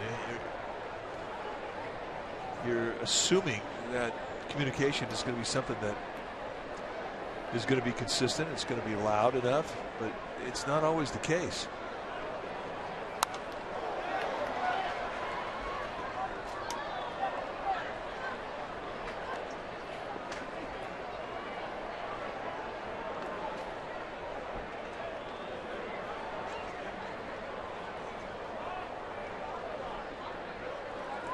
Oh, and 2. I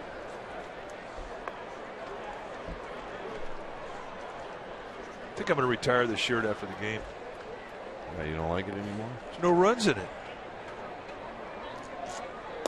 Nor your shoes, or your pants, Yeah, I think it's the or shirt. your headset, glasses, pen, pencil. You're going for the thing you least like, and it happens to be the shirt. Yeah, tired.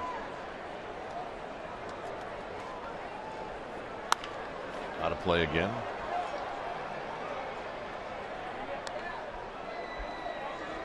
It's amazing how it has happened in my lifetime, and I'm sure it has happened to you as well.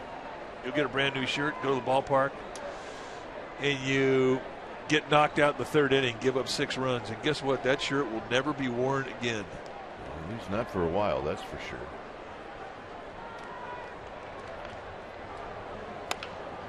on the ground slowly to Abreu. So the guys that have made the outs tonight for the Dodgers are Crawford, Uribe, and Ellis. Collectively, they got an 0 for 14 going. And the guys who've been getting the hits are Gordon, Puig, Kemp. Ramirez has got 2. Gonzalez has got 2. These guys are not giving up, man. They won't do it.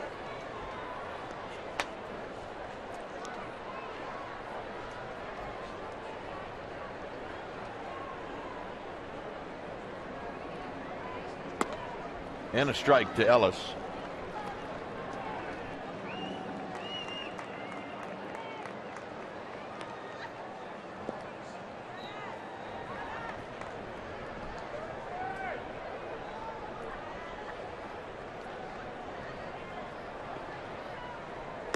Swing.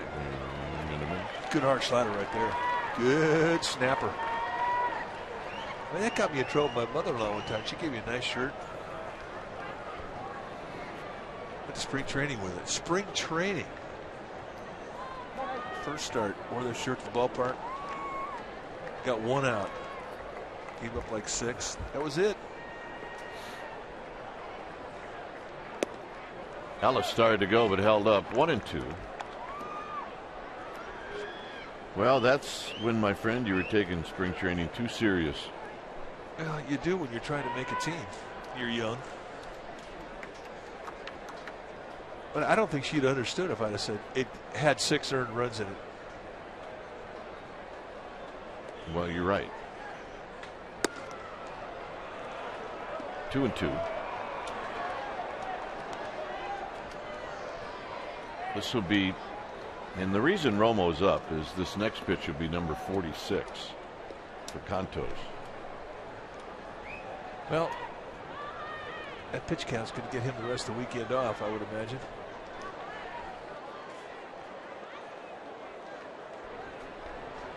And the 2-2 pitch. Here it is.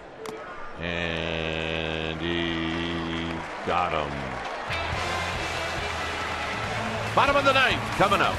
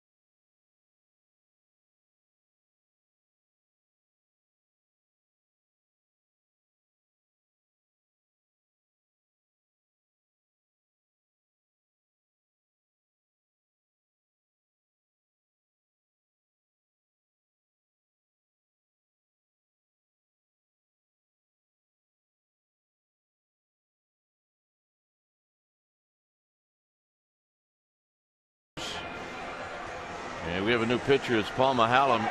He'll be on to pitch the ninth, and he'll be facing Buster Posey. And Mahallam getting an inning of work. He's your swing man. He's made 8 starts. It'll be the 29th game that he's come into. 4-pitch guy, fastball, curveball, slider, changeup. Good command. He's not going to blow you away with velocity, but he is going to finesse you, and he can corner pitch as good as anybody on this team. He's got great control. And here's Buster Posey. Buster tonight 0 for 2. And he takes a strike. Joaquin Arias is on deck.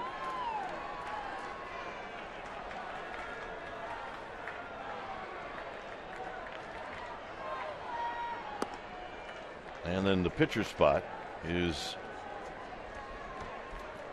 the number 5 spot in the lineup. 1-1 pitch. Here it is to Buster Posey. And Posey hits one into center field. A good ride. Puig on the move, and Puig's going to track it down. 1 out. So a pretty good ride from Buster Posey, and here's Joaquin Arias.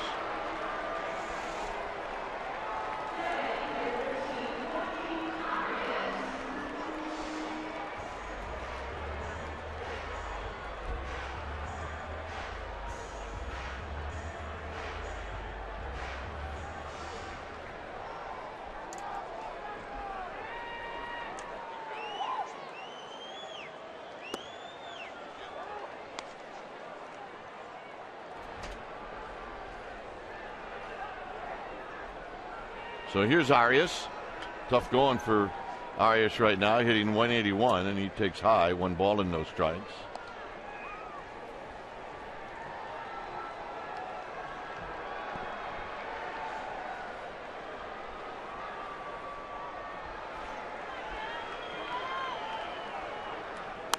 Out of play. 1 ball and 2 strikes.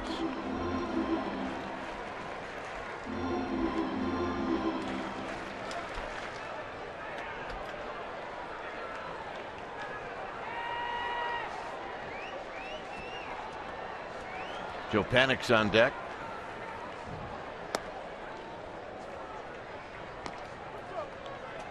Panik's starting to feel better now since he had that little ankle sprain in Philadelphia. So a maintenance at bat.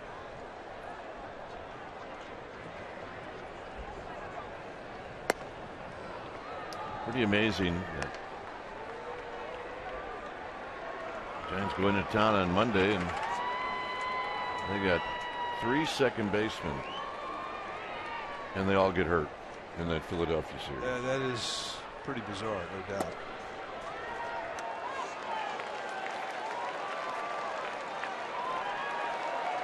So here's Panik.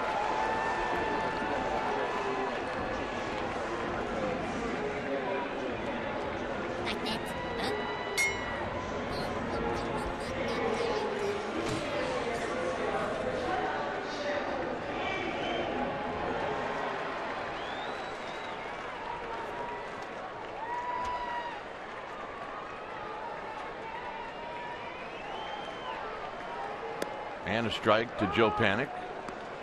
You talked about the struggles of Joaquin Arias. You know, that walk right there, in the grand scheme of things in tonight's ball game, didn't mean a whole lot, but it did to him. Yeah, a minor victory. And a base hit for Panik. And that'll bring Crawford to the plate.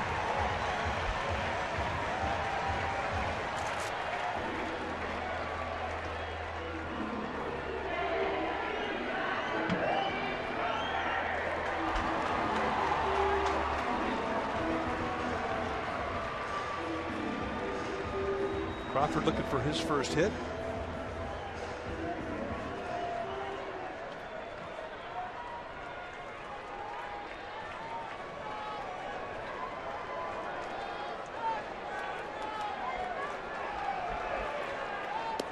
And the first pitch is down low.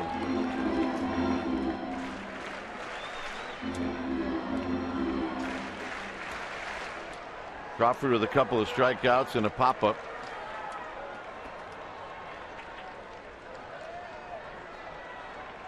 And he drives this one into center field, and that's a base hit.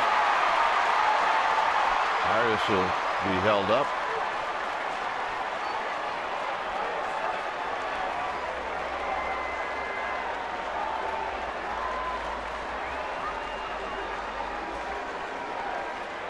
So the bases are loaded for Duvall.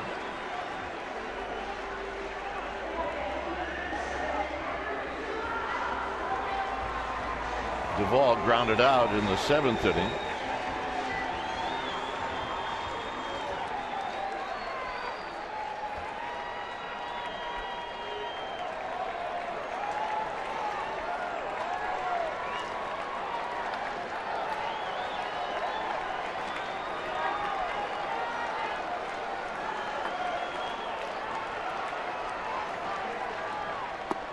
Down low, 1 ball and no strikes. Mulholland's got a massive scuffle going on. The last thing Mulholland, who's a veteran, wants to do is have anybody else have to get up in the Dodger bullpen. Well, for the Giants, that's your goal. Do some damage on this guy as much as you can. If the Dodgers start scrambling, and if you can, get their late inning people in this game.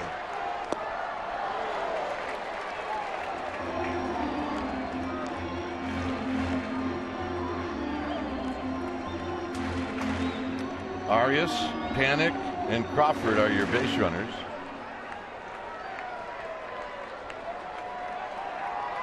Straight away.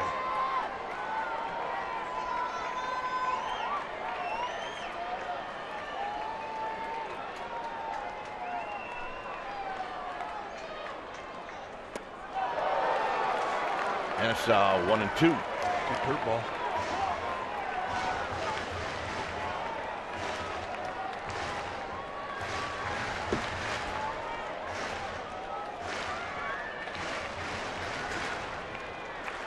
Oh yeah. Selfies. All Nothing around. like 'em.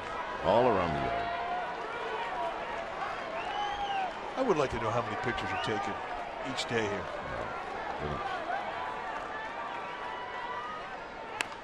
Look out. It remains 1 and 2.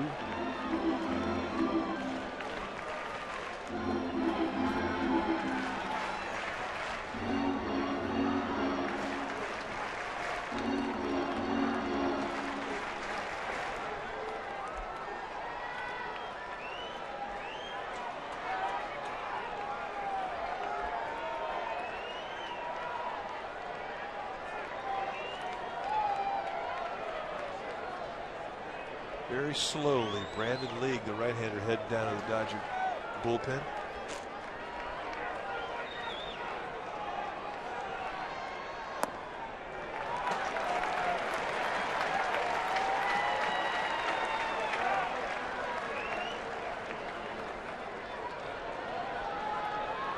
Well, that's what you said nobody wanted to see happen if you're a Dodger. Well, he's not throwing like he's really got his heart into it either yet.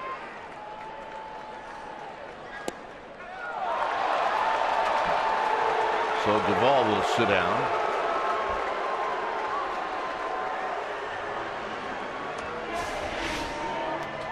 Set up in the inside corner, and he's thinking that's a little low, that's a little inside. But Mike Everett, the plate umpire, says it looks pretty good to me. And that about says it all. But he is not leaving early. Here's Colvin. Colvin is 1 for 2.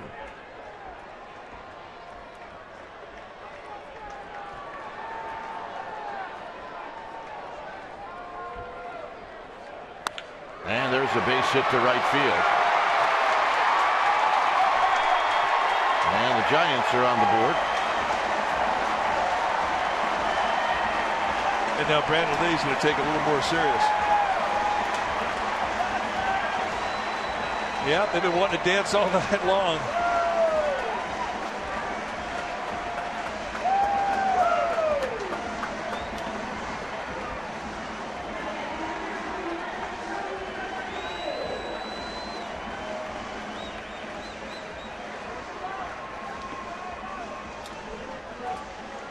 So Rick Honeycutt can come out and say, hey, do you really want to get Brandon League in this game?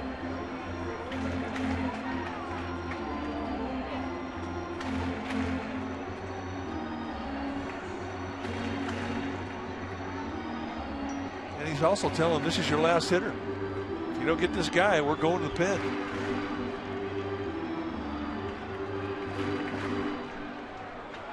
Mike Everett getting right in there, breaking up that rock pile. That baby Mike.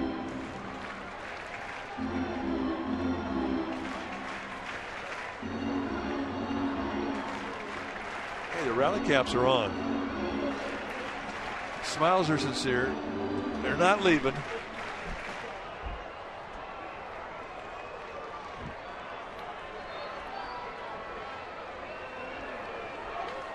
That's a rally haircut. Here's Abreu.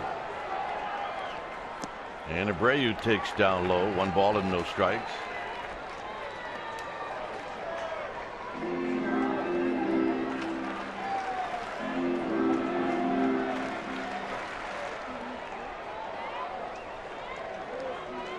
Panic, Crawford, and Colvin are your base runners.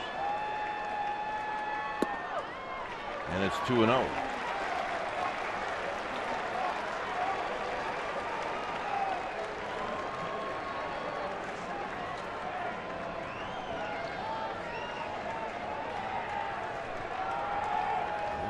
Let's go, get it ready.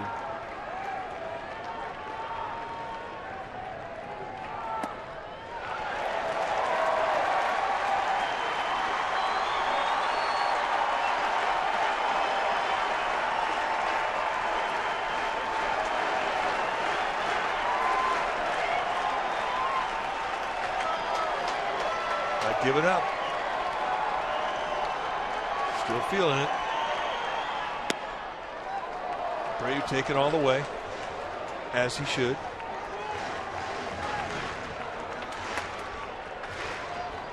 And that's what the Giants want to see. They want to see Jansen get in this game.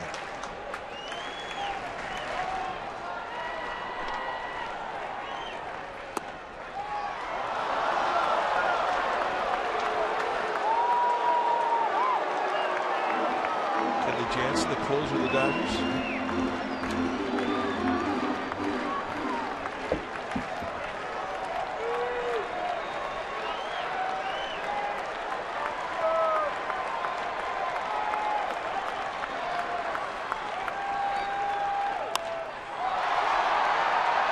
Puig moving over, and that's the ball game.